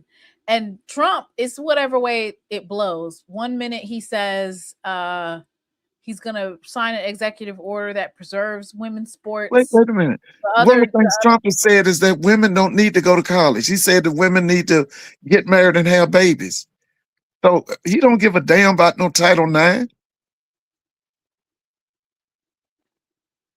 You didn't hear him say that? Well, like I said, it's whenever it's whatever way the wind blows. So yeah, so travel not obtainable, and it's not even really attainable even if you did put you're telling us to merge, but you're not giving us any numbers. From what I told you, the key number is 5. I think it was 4 divisions, 5 teams in each division. That would cut down on a lot of travel, because I said you would what you do, you would have the Virginia, Maryland, I guess the Delaware schools in a division. Then you come down to South Carolina, North Carolina schools in a division. The I guess in the North Carolina, South Carolina. Okay. Then you'd have the Florida, Alabama schools in a division, the Louisiana, Mississippi schools in a division, and then maybe the Texas schools in a division. Why don't they do that? Don't they do that now, though? Don't they do that now, though? They do what? Like, your premise for the MEAC being absorbed into the SWAC is literally about leadership. But the MEAC was 3rd in all of revenue in all of FCS in conference. They took in 14.1 million, and they had a surplus this year, or this past year. Oh yeah, but it could be better. I mean, you're saying it could be better, but Big Sky is 16.9 million, and that was when they had all the big teams. Yes, it can be better, because we obviously see that the SWAC Athletic Conference has 25.6 million, but you don't want to stunt the SWAC's growth trying to absorb the MEAC, and the MEAC is doing fine, and they only have 6 football institutions. They're bringing in more revenue than the CAA, which had they had 16 institutions football. I think they're down to 13, but they have more than the Missouri Valley Football Conference, right in line step with Big Sky, who just lost Sacramento State and North Dakota State. Yeah. And then CAA only had like $2 million in football revenue. So basically what I'm saying is this, Mr. Ford. The MEAC is the third strongest conference in all of FCS. There's no need to absorb them because the SWAC is at 25.6. So let's talk about what can the MEAC do? How can they get like the SWAC? I'm working with the SWAC. Okay. Remember, 20 teams is better than 6. Because if one of them schools gets upset and decides to pull out of the MEAC, listen, the MEAC is going to go the way of the dinosaurs. They're going to be history.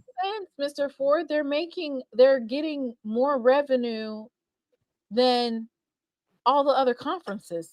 They're not. If they leave the MEAC, it's not for media rights. I can tell you that. It's not for that. It's not. Listen, they're actually getting always more. Remember one thing: we're all in the bottom of the boat. Okay, so one of the things we need to start looking at is pulling together and looking at everything as, like Booker T. Washington said, a nation within a nation. Okay, and the best thing would be a combining, a merging of the MEAC and the SWAC. Someone asked if the MEAC adds some more football schools, will you stop saying that the SWAC needs to work with the MEAC? No, I believe that's the best way. So there's a couple of ways that the MEAC can make some more money. So they can get a similar HBCU Go deal or something, right? They can renegotiate with ESPN to allow for that. Or they can get MEAC TV, right? Mm-hmm. Or they can highlight their basketball strength. Like, they have really good basketball schools. Let me ask you something. Coppin State. Let me ask you this question.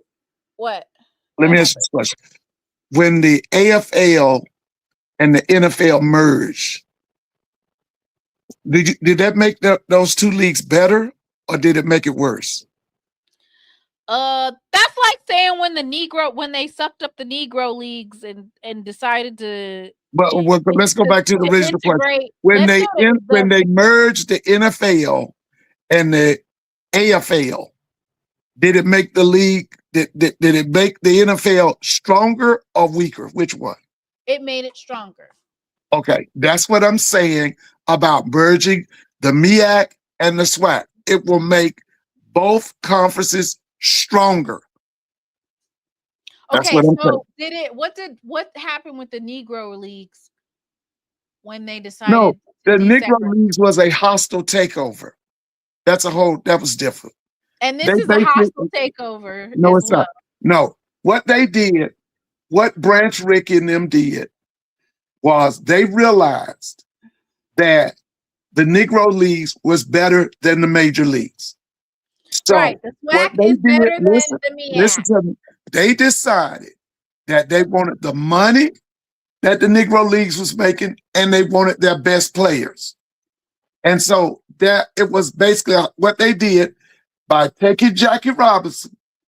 You take all the fans from the Negro leagues, okay? You basically start taking all of the players, the best players from the Negro League. So that's why I'm telling you, if that was more of a hostile takeover, they didn't give the Negro Leagues nothing. I think the only person who ever received some compensation for losing her players was that lady, Effie Manley, who you should look up sometime. She was the owner of the Newark Eagles. He was the only one who demanded compensation. Everybody, they just came and took their players. It was a hostile takeover.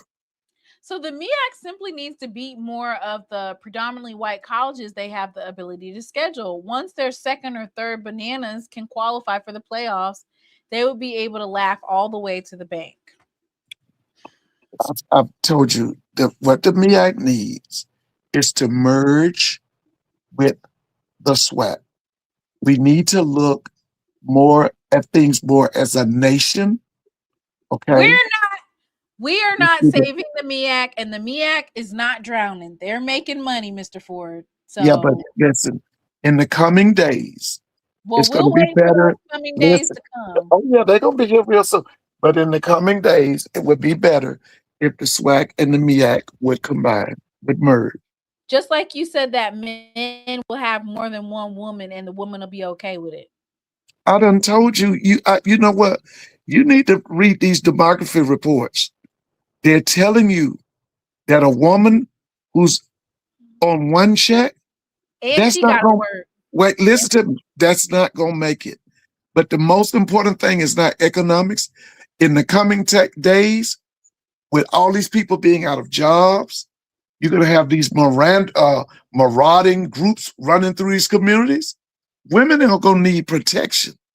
And I'm going to tell you once again, you're going to see women, 2 and 3 women with one man, and they're going to be happy. You'll see. Yes, they are. They're going to be happy. When pigs fly. They're going to be happy. When pigs fly. Wheelie, you hear Mr. Ford? Hey, let me tell you something. The light's getting ready to go out in this place. Y'all just don't believe it, but it's happening. Because see, when you put a lunatic as the head of your country, this guy, like John Walsh said, this guy's like a 5-year-old who's in control of nuclear weapons. Okay? Listen, Mr. Ford, did you know that 9 of FAMU's 12 games are going to be played in the state of Florida this year? No, I didn't know that. 8 of their games last year were played in Florida. FAMU ain't doing no traveling. That's what I'm telling you. And they definitely wouldn't. If you put them in those divisions I'm talking about, you get the 20-team league. You don't have to. Hey, Prairie View and Texas Southern probably wouldn't have to leave Texas, other than they go play Southern and Grambling. Well, they actually play Grambling in Dallas. But Whitney Southern makes a good point, Mr. Ford. What did Willie say? She said these Negroes are often Black women. Protection from who? The Black men themselves? No, listen. Bayless said you're going to see women with 2-3 Smith and Wesson. Listen to me. We getting ready to see a society that is lawless. When you dial 911, if they come, it's going to be 10 hours later. What? Yeah. So you talking about martial law? No, I'm just talking about what's getting ready to happen in this society. Okay, let me say this again. This man is spending $1 billion a day over in the Middle East. If he doesn't pull them people out of the Middle East, this country is going to go broke. Okay? We already broke. We're on borrowed money. Well, we're in recession, no doubt about it. But here's the thing. See, the last maybe 70 or 80 years, the world's currency has been the dollar bill. Now, what the people are doing, they're now, instead of getting dollar bills, they're trading with Chinese money. Okay? All of that's bad for the economy of this country. I'm going to say it again. You're getting ready to see absolute mayhem and total confusion and chaos. Well, Pop Light said they already sharing, Mr. Ford. They already sharing. No, but it's gonna. You know what? Just remember what I told you. You're gonna see 2 and 3 women with one man, and they're gonna be happy. All I'm gonna say this to you is that you just keep living, and you'll see what I'm talking about. 2 or 3 women with one man. How is that? One man. Yeah. I mean, they're still punching the clock, Mr. Ford. Listen, if you look at the history of the world, that has gone on. This whole thing of one man and one woman, that's a European concept. When you look at the history of Asia and Africa, if you had the means, if you had land, money, whatever, you could have more than one wife, and it was legal. Thetis, I'm glad you're a one-woman man too. So these women are going to be working full time and providing. Well, now I don't know how true it is. I was discussing this with somebody, and they said that what's this guy's name? He's a singer. They're saying that he's already doing it. What's his name? Neo. Yeah. Supposedly he's already shown the world. Then he have 3 wives. Neo, Mr. Ford, you have to understand. Lord have mercy. He is not a good example of a man. He is not a good example of a man living with 2 or 3 women. That's not a good Listen, y'all, I'm just saying, with the chaos and confusion that's getting ready to come, because let me just say this to y'all. With this man talking crazy to the Pope, I don't know if you've been listening, but he's been having a war of words with the Pope. That's going to bring on a civil war. Do you know how many Catholics are in this country? Do you know how many Catholics are in this country? Nobody's going to do, they're probably Republicans. They're not going to do nothing to Trump. Well, whether they do nothing to Trump is not the key. The key is that this country is very close to civil war. This country is very close to Americans shooting at other Americans.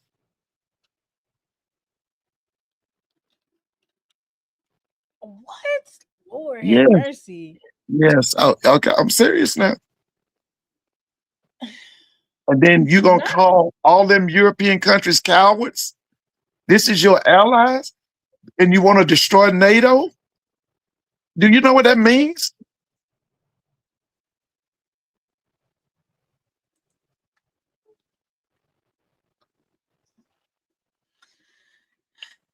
Lord, Lord, please tell me no. Why would you use Neo as an example, Mr. Ford? I mean, I was told that he's already shown the women, or that he, let it be known that's what he's doing. And from what I was told, the women are happy.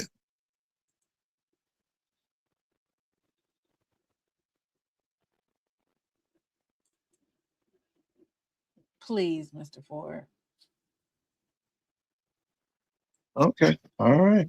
Well, all I'm going to say to you is just keep living, because, David, let me tell you something. Right now, it might appear that everything is all right. That's on the surface, but things are bubbling over. Things are bubbling over. They are. And I've told you before. I mean, gas is already almost $4. Listen, I gave you the stat. I don't know if you remember. I gave you the stat. When he took office in January of 25,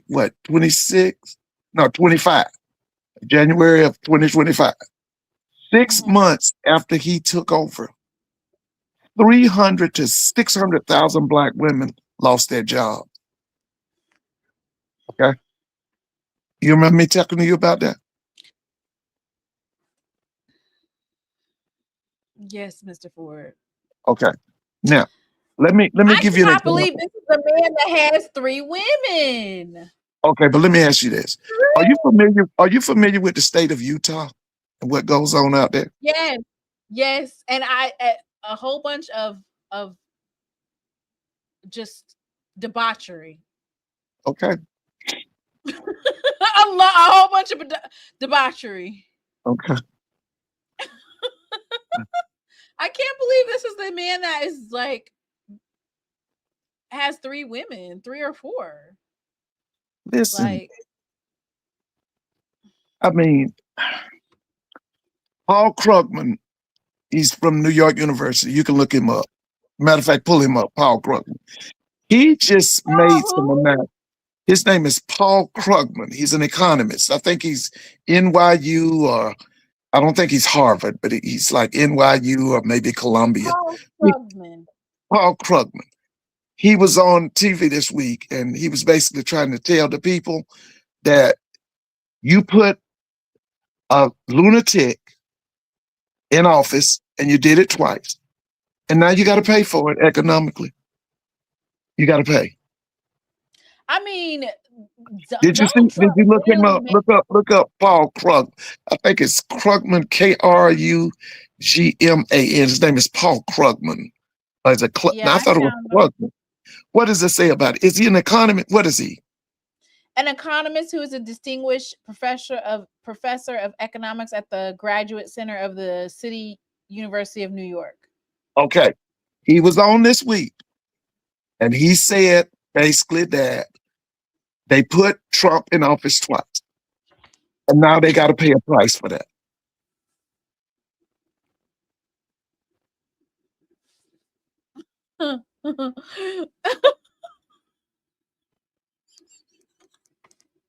Mr. Ford, Huh? there's nothing we can do about it, though. We can't do nothing. Do nothing what? I'm sorry. What? With martial law, with the gas prices going up, with the what is it that you said? The lawlessness. The lawlessness, yeah, and the marauder, yeah, it's getting ready to happen. Not only that, okay, they've already said that because of what's happening over there in the Persian Gulf. Okay, California is going to be the first state. And what's going to happen in California? There are going to be 2 and 3 days where there will be no lights in California. They're already saying that. There will be no lights. And then the lights will come back on, but guess what? They're going to go back off. Okay, so you remember, everything starts in California. California and Texas. Well, I know they're saying it's going to happen in California. They're going to have an energy crisis. They said, well, Texas already has energy crisis. Well, I know they're saying California's going to have one. Polygamy is okay if done right. You don't have to be rich to have 2 or 3 wives. The family works together and the women are cool with each other.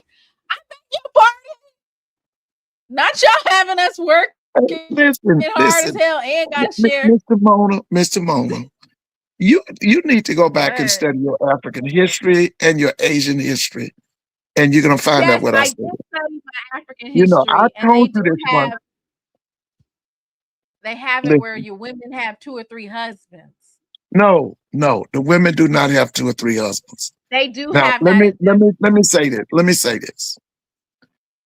I told you that this whole thing of going to the justice of the peace, getting the marriage license, the ring, that's a European concept. If you go back and study African and Asian history, what consummated marriage in ancient times was sex. If you had sex with a person, they regarded that was marriage. Okay? Not no piece of paper, not no ring, and not standing before no justice of the peace and no preacher. That was not what it was about in the ancient world. It was about if you had sex with a person, you married that person. Mr. Ford, they said it sounds like mini pimping to me. Oh, okay. Okay. All right. A man having 2 to 3 wives, and she's working, and he's working, and they all working together, and he's over here having all these damn kids by all these 3 different wives. No. And then you over there talking about protection. Let me ask you something. It's obvious you came up in the church, right? Yes. Okay, let me ask you something. How many wives did David have? How many wives did Solomon have? Didn't he have concubines though? But there were also look, like I said, you're from the church. How many wives did David have? How many wives did King David have? How many wives did King Solomon have? Wasn't he a rapist that killed one of the women's husbands? Yeah, he did. He was a rapist. Well, he had him killed.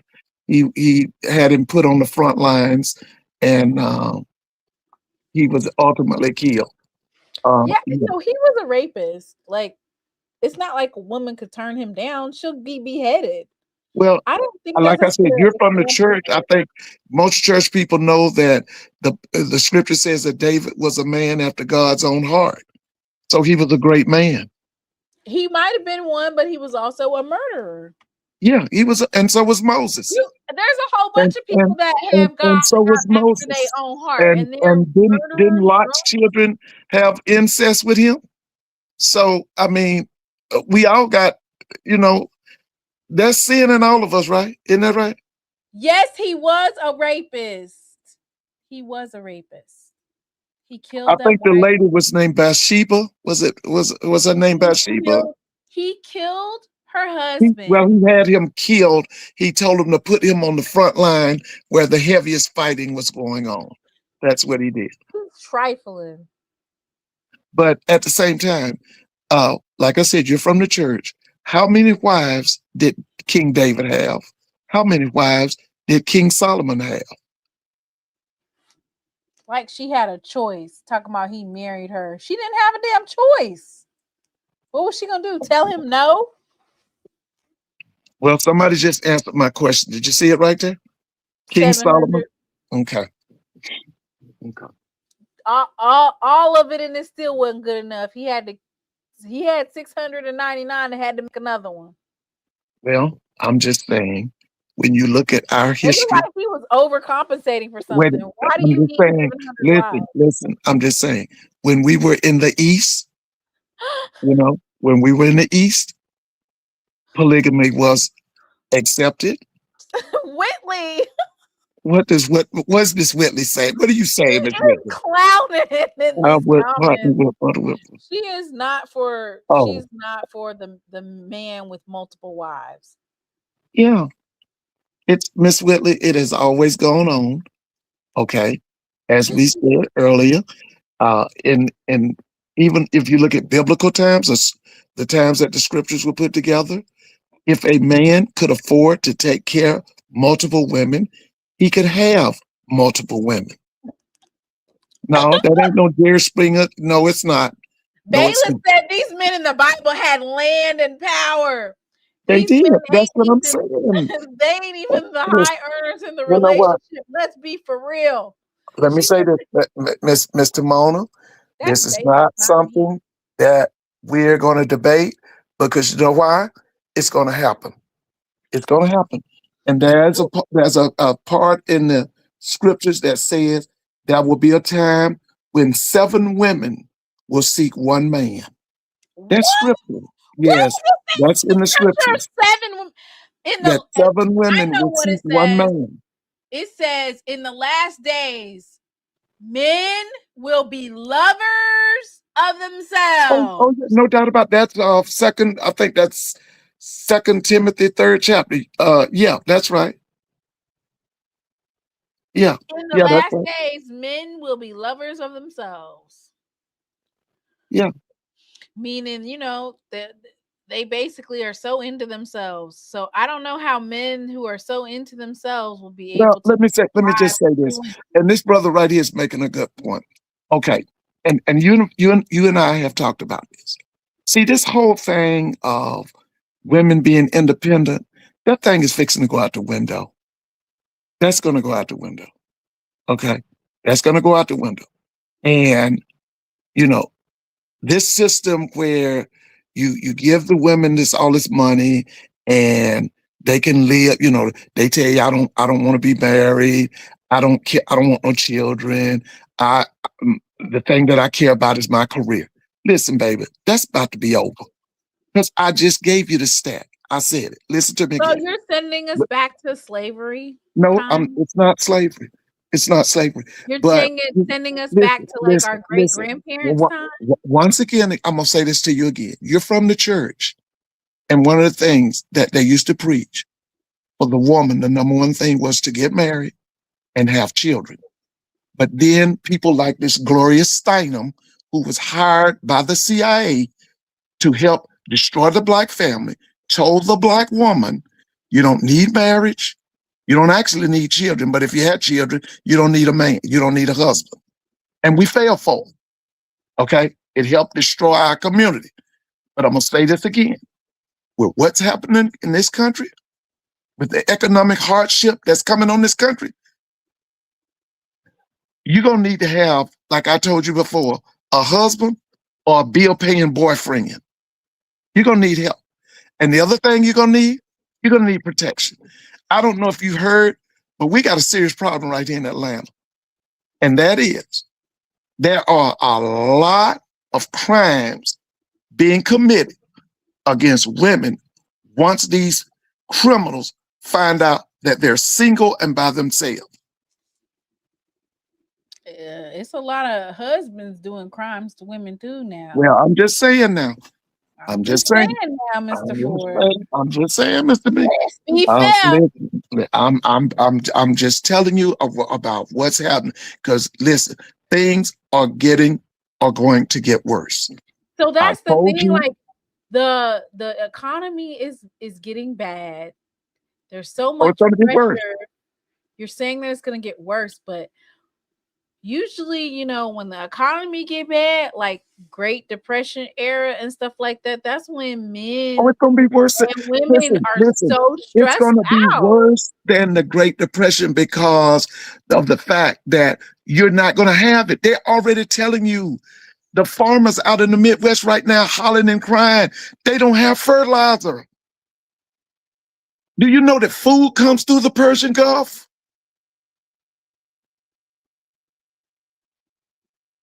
Well, how are we gonna fix it? One of the things we got to do is we got to get these families back intact. And I'm telling you, one of the things. Hell no. One of the things that you're going to see, as I stated to you earlier, is that you're going to see 2 and 3 women with 1 man, and guess what? They're going to be happy. Yes, they are. They're going to be happy. And like I told you, they're going to be happy and working, or they're going to be happy being stay-at-home moms? I don't know about that, but I'm just saying they're going to be families. Yeah, they're going to be families with the 3 wives, the 1 husband.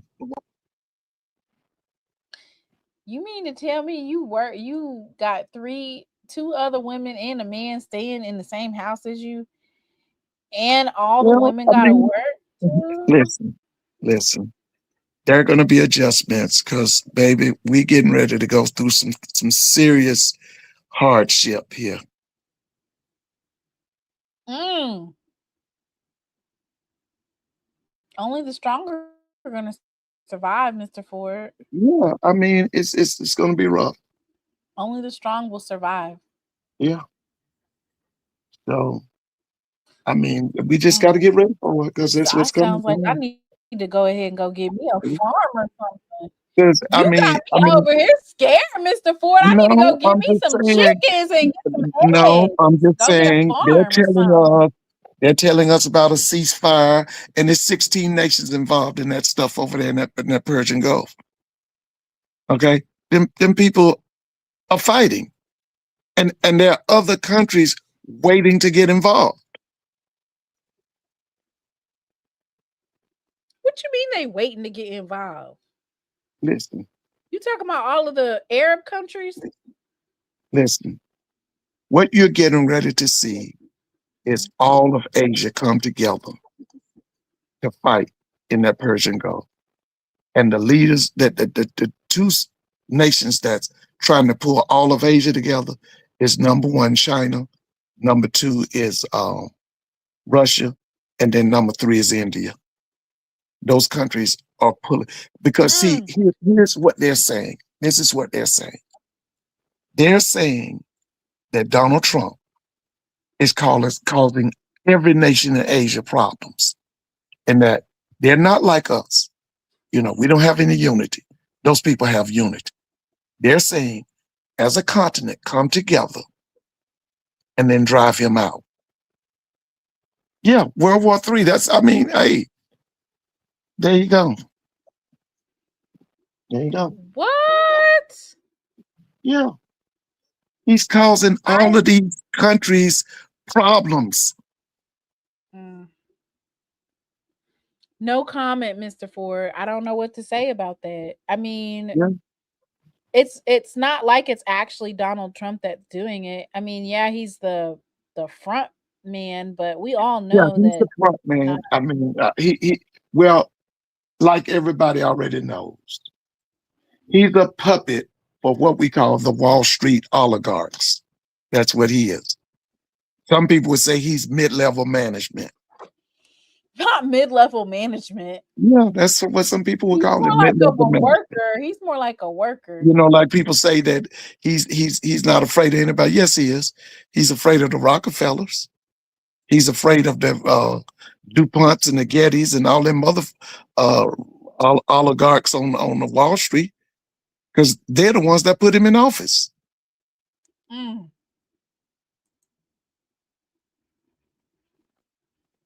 Lord have mercy, Mr. Ford. You over there dropping that tea. That is not the type of tea I was asking for, Mr. Ford. Well, like I said, the original point once again, and is that the MEAC and the SWAC combining is the best thing for the future.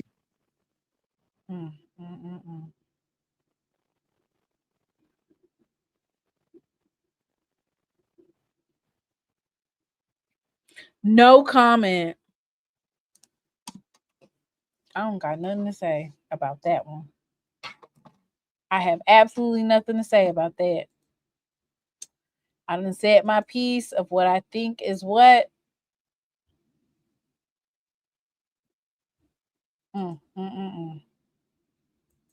Are all hearts and minds clear? Besides the fact that Mr. Ford is taking us back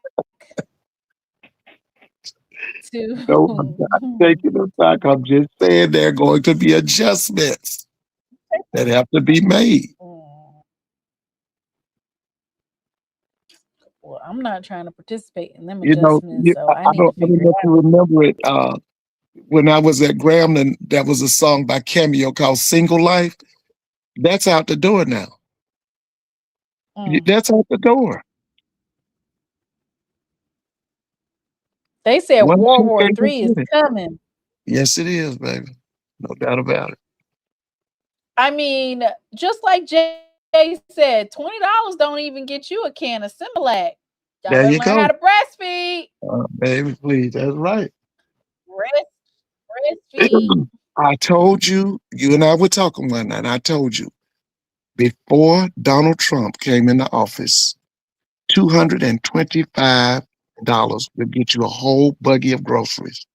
Today, a whole buggy of groceries is $650. Remember I told you that? Yeah. And it's probably higher than that now.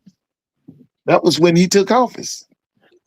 You're going to have to start fixing those meals that stretch. That's all. Yeah. The spaghettis. All right, y'all. Well, get your tickets.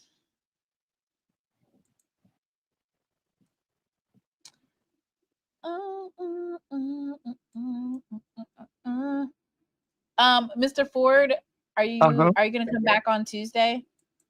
Yeah, I'll try to come back on Tuesday. Yeah. Yes, but isn't that when they have some type of game? Maybe I should come back on Thursday.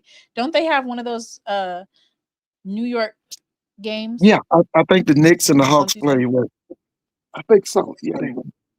Yeah, they play Tuesday.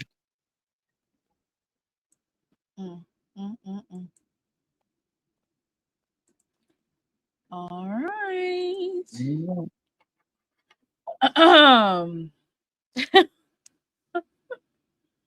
Not Hamburger Helper. Okay, before we get off of here, y'all name some meals that stretch. I know for damn sure red beans and rice stretch, boy. You can stretch some red beans and rice now. Some spaghetti.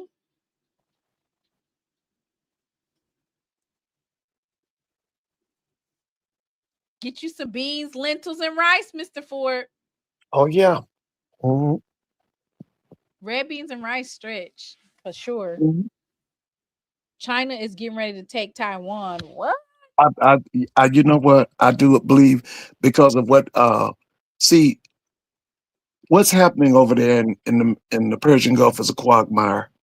And so because that's a quagmire, I can see the Pacific Rim going to war.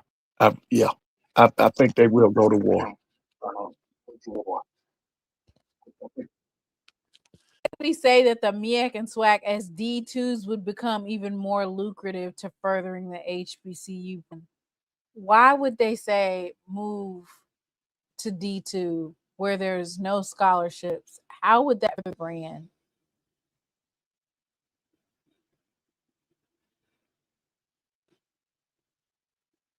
Did you see that, Mr. Ford? Wait a minute. Let me ask you something. Buying sausages, is that pork? I don't know. I don't eat that stuff. That's potted meat. I was about to say, is that pork? Because we can't eat pork now. You can't eat pork? No. Once again, wait a minute. Let me say this. That's against the Bible. You remember in wait a minute. What book was that? It was the book of Isaiah. Right? Wait a minute. Remember in the book of Isaiah, it said for eating pork, we would be judged for that. Remember that? Judged like sent to hell? I'm just saying, I'll tell you what, look up Isaiah chapter 66. Pull that up right quick.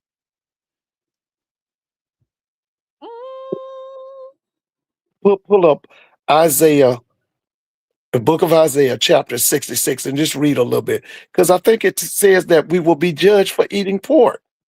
Why would you be judged for that? Just read it. Just pull it up. Pull up Isaiah, I think it's chapter 66. And see Isaiah 66. Isaiah, do you see it? Give me a second. Judgment and hope. Okay.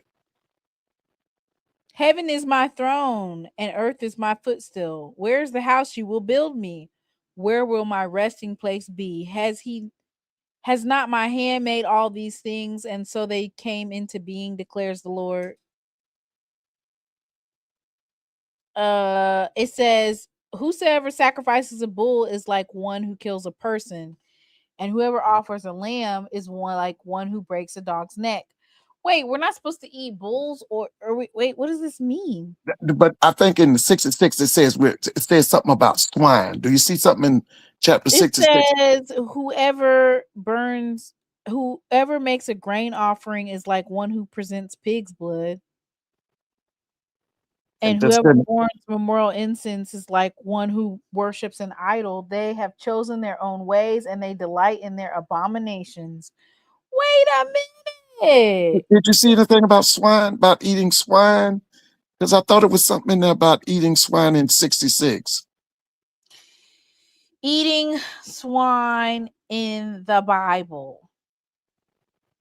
The Bible explicitly prohibits eating pork in the Old Testament, classifying pigs as unclean because they do not chew cud despite having split hooves. That's Leviticus 11:7-8. But it also should be something in 66 in that should be Isaiah. It should say something about eating swine and that you'll be judged for it. See if you see it. It describes a judgment against those who engage in forbidden idolatrous rituals, specifically mentioning the consumption of swine flesh, mice, and other abominations. Those who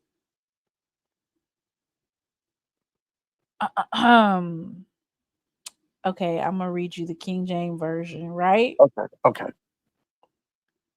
Ain't that the one I'm supposed to read? Those they that sanctify themselves and purify themselves in the gardens behind one tree in the midst, eating swine's flesh, and the abomination and the mouse shall be consumed together.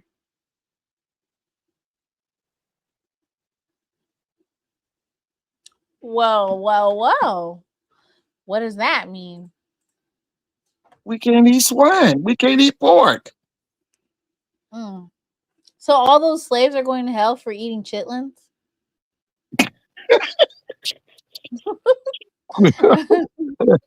Well, I mean, that's what you're saying, Mr. Ford. You listen, like I said, you're from the church. You know biblical scripture, and it said we're not supposed to eat swine. That's pork. That's a hog.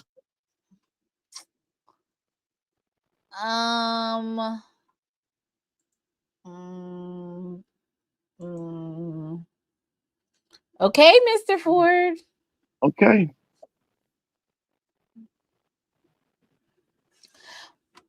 You're not supposed to eat shrimp either, though, right? Right. That's shrimp, lobsters, crab. Supposedly, you can go to that too. That's Leviticus 11. We're supposed to eat fish with Crawfish. no. It has to have scales and fins. Mm-mm.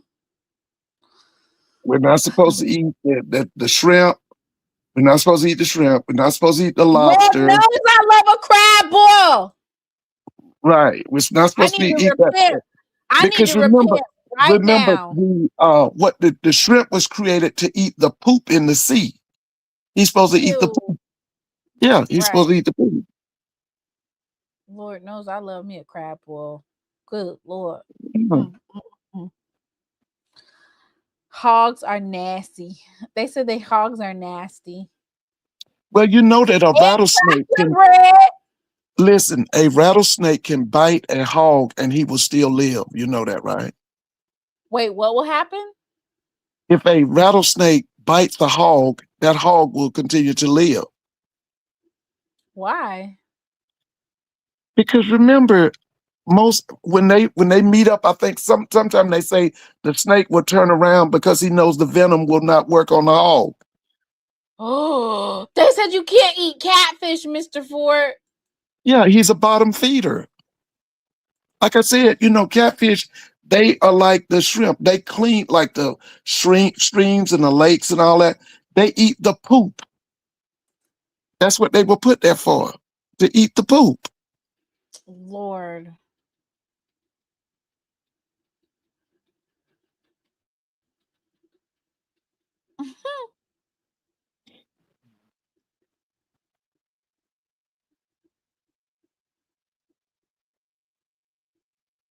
They have no vines.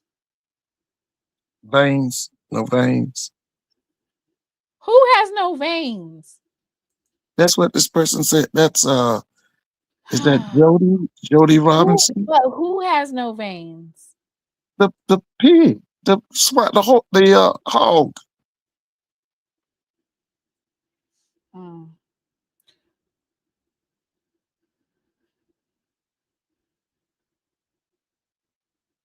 Whoever dates white people aren't safe either. That's the same as eating pork. We're getting off the phone. I mean, off the live tonight. Oh, Lord have mercy. Yeah, I remember when I told my cousin about the lobster because she loves lobster and she loves crab, and she said she didn't want to hear none of that. I said, well, that's what it says. And she said, I don't want to hear none of that. So what does that mean? She's not going to stop eating it? Right. Thank you. Because here in Atlanta, a lot of the clubs, they have, you pay a small amount and you get unlimited, is it crabs? Yeah. They give them unlimited crab. What? Yeah. Yeah, they have these specials at these restaurants in Atlanta, and you pay a little flat fee, and then you eat unlimited crabs. Ooh, unlimited. The blue crab or the snow crab? Are you saying we can't eat no? What about scallops? I just told you the scripture said if you eat fish, it's supposed to have fins and scales. That's you just called it out. It's Leviticus 11. Well, dang. So everybody just out here just living in sin, Mr. Ford. I ain't saying that. I'm just telling you, you like I said, you from the Bible, you from the church, you know the deal. No, I'm not. Dang. Do you know all the bad stuff that's in a crab boil? They got crab, shrimp, and they got pork sausage. Okay. Dang. Can y'all find out what restaurant, Mr. Ford? I love some crab legs. My cousin does too. She loves them. She loves them. Oh my God. No, they are terrible. Uh-oh, they got them in the comments, Mr. Ford. They pulled it up. What did they pull up? Mr. Ford. What did they say? They said Deuteronomy 14:8, Leviticus 11:7-8. Can you pull it up? Pull it up and see what it says. Y'all are wrong. Okay, let's see. They over there talking about some where is it at? Mr. Ford, I thought heaven was supposed to be on earth. Like everybody was supposed to disappear and we're supposed to enjoy earth. That's what my uncle said, but he's a Jehovah's Witness. Okay, but read that the one you called out. Read, don't see what it says. All right, Deuteronomy 14:8. You over here, we having Bible study tonight, y'all. Oh, wait, let's read it. What's it say? I'm pulling it up so people can see for themselves. What do they say about the scripture, Mr. Ford? Know for thyself, right? Yeah, read it. Read what it says. All right, let me see. I'm gonna pull it up so you know for thyself. Shellfish supposed to be off. Yeah, y'all be having a good old time too. Over there bragging about it. All right, let me see. Hang on just a second. Okay. Oh, where do it say you can't date white people and the swine because it divideth the hoof, yet cheweth not the cud? It is unclean unto you. Ye shall not eat of their flesh, nor touch their dead carcass. Oh, it says it, Mr. Ford.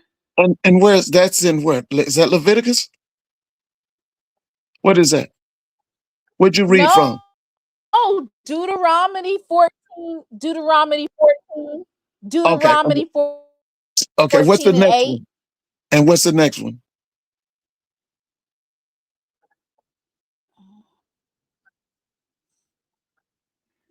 Isaiah 65:4.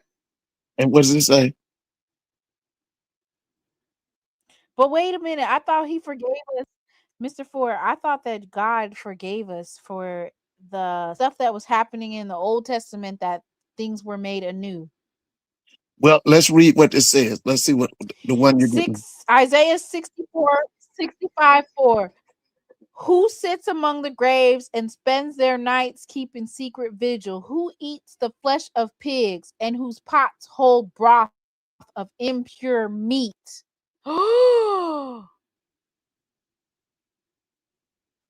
What's the next one? Redfish, trout, salmon, drum. That's it, Mr. Ford. Leviticus 7 and 8. Leviticus 11, 7 and 8. Okay. All right. Okay. That just talks about the pig because it's parts the hoof. It's you should not eat of any of their Mr. Ford. Yes. Is that why they gave them that type of meat? Okay, I didn't hear it. What was the question again? I'm saying, is that why the slave masters gave slaves pig meat? Because they knew that they shouldn't be eating it? Now, let me say this. I read a book on Indian history on Native Americans here in America. And supposedly when the Europeans came over here and they were eating pork, the Indians told them that that was a detestable meat. Supposedly the Indians told them that was the worst thing they could be doing, was eating swine's flesh or eating hogs. Eating, yeah, they supposedly told them when they came to North America, and when the European exploration period started and they came to the Americas, supposedly the Native Americans told them that one of the worst things they was doing was eating pork, eating hogs, because they brought the hogs with them.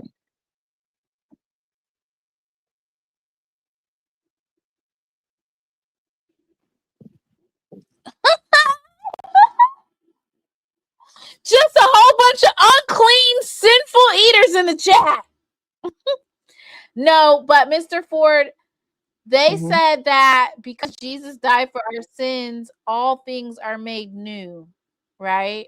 So some of the stuff that was going on in the Old Testament, they don't do that no more. Well, what you have to do is go to Matthew. For instance, Mr. Ford, listen, you don't listen, sacrifice your children anymore. I know, but listen, go to the 5th chapter of Matthew. Pull that up right quick. The 5th chapter of Matthew. Mr. Ford's pulling them out now. Y'all better adhere to this. Go to the 5th chapter of Matthew. Listen. Let me know when you get there. Matthew, the 5th chapter. Okay, and there should be a King James Version? Yeah, King James Version, and it should be a quote about where the Messiah says he didn't come to change, but to fulfill. See if you see that. It should be in the 5th chapter of Matthew. Think not that I come to destroy the law or the prophets. I am not come to destroy, but to fulfill. Okay. For verily I say unto you, till heaven and earth pass, one jot or one tittle shall in no wise pass from the law till all be fulfilled. Whosoever therefore shall break one of these least commandments and shall teach men so, he shall be called the least in the kingdom of heaven. Dang, my screen turned off for that one, baby.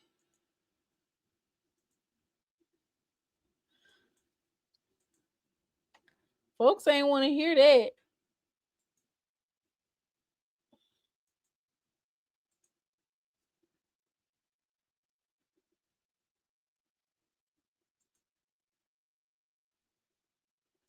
I'm glad it didn't mess up during my interview.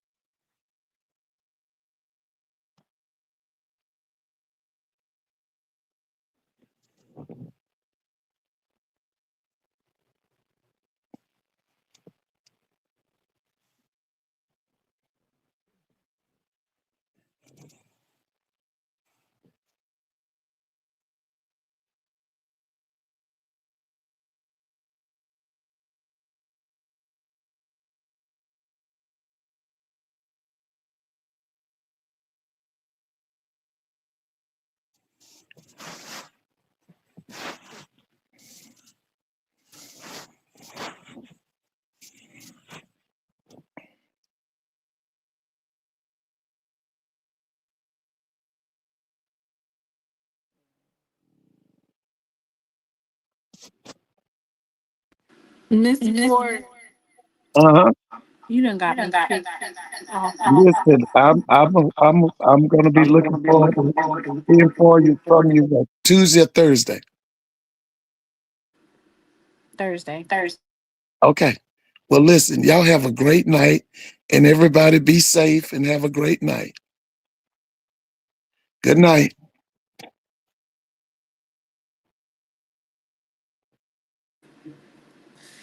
Mr. Ford done got me kicked off of here.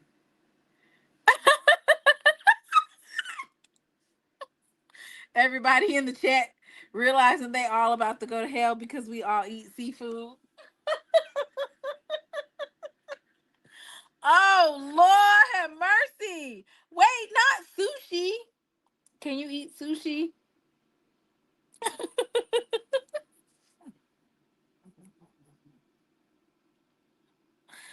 Oh my God, help me, please. Please help me.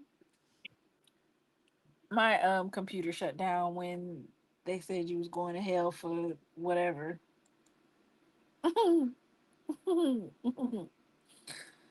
Oh God, please help me.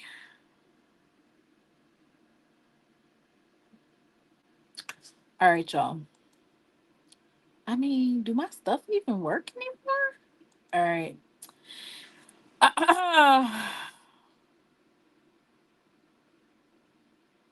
Oh, King James rewrote the Bible so he could purposely put away his wife without the Catholic Church approval. Then he created his own church.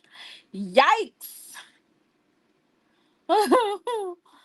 We have a fire and brimstone.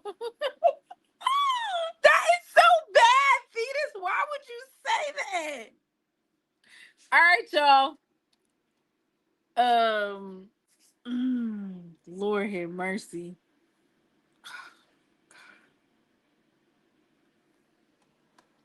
Let me get up off of here.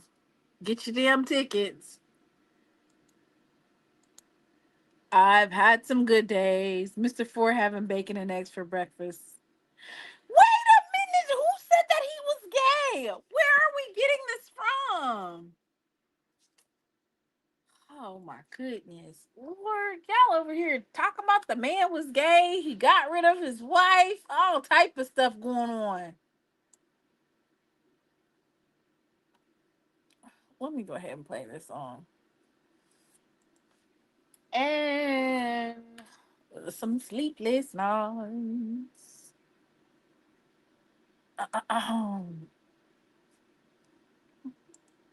Okay, we'll be back on Tuesday. Hopefully we'll have some more undrafted free agent updates. As always, make sure that you follow the 2026 FCS football undrafted rookies tracker for all of your updates.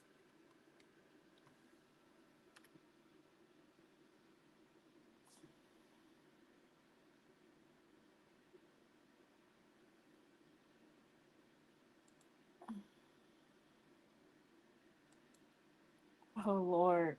We are getting into it tonight, y'all. Okay. I will see you guys on Tuesday. Y'all have a blessed night. I've had some good days and some sleepless nights.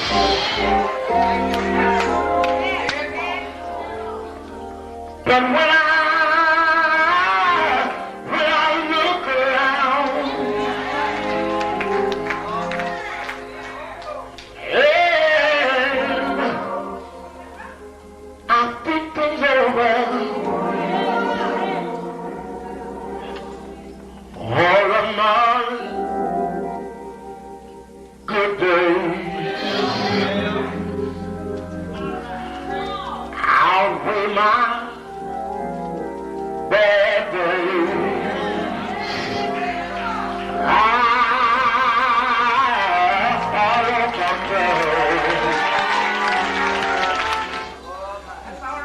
the clouds hang low.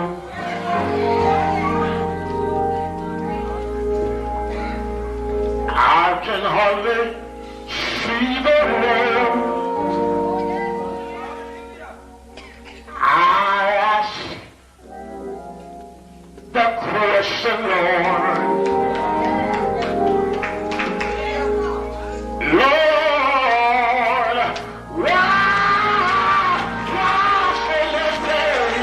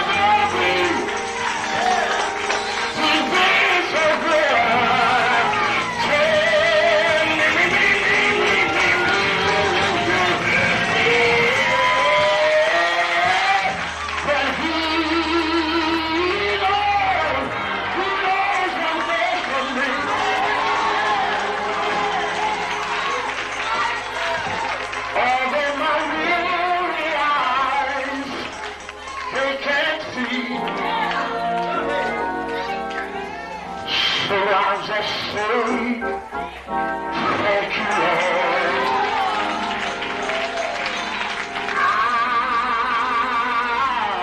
I won't complain.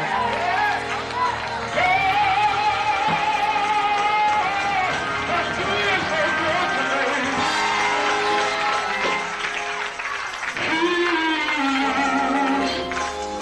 He's been good to me. Better than this world, all you could ever be. He's been so good.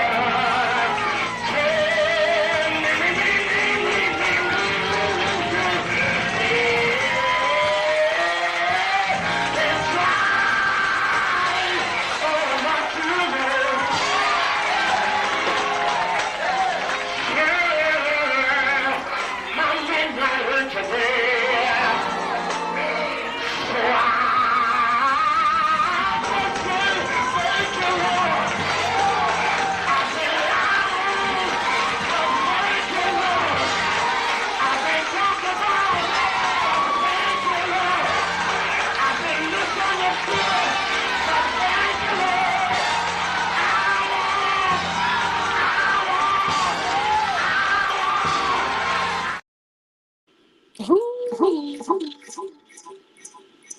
Sorry, y'all.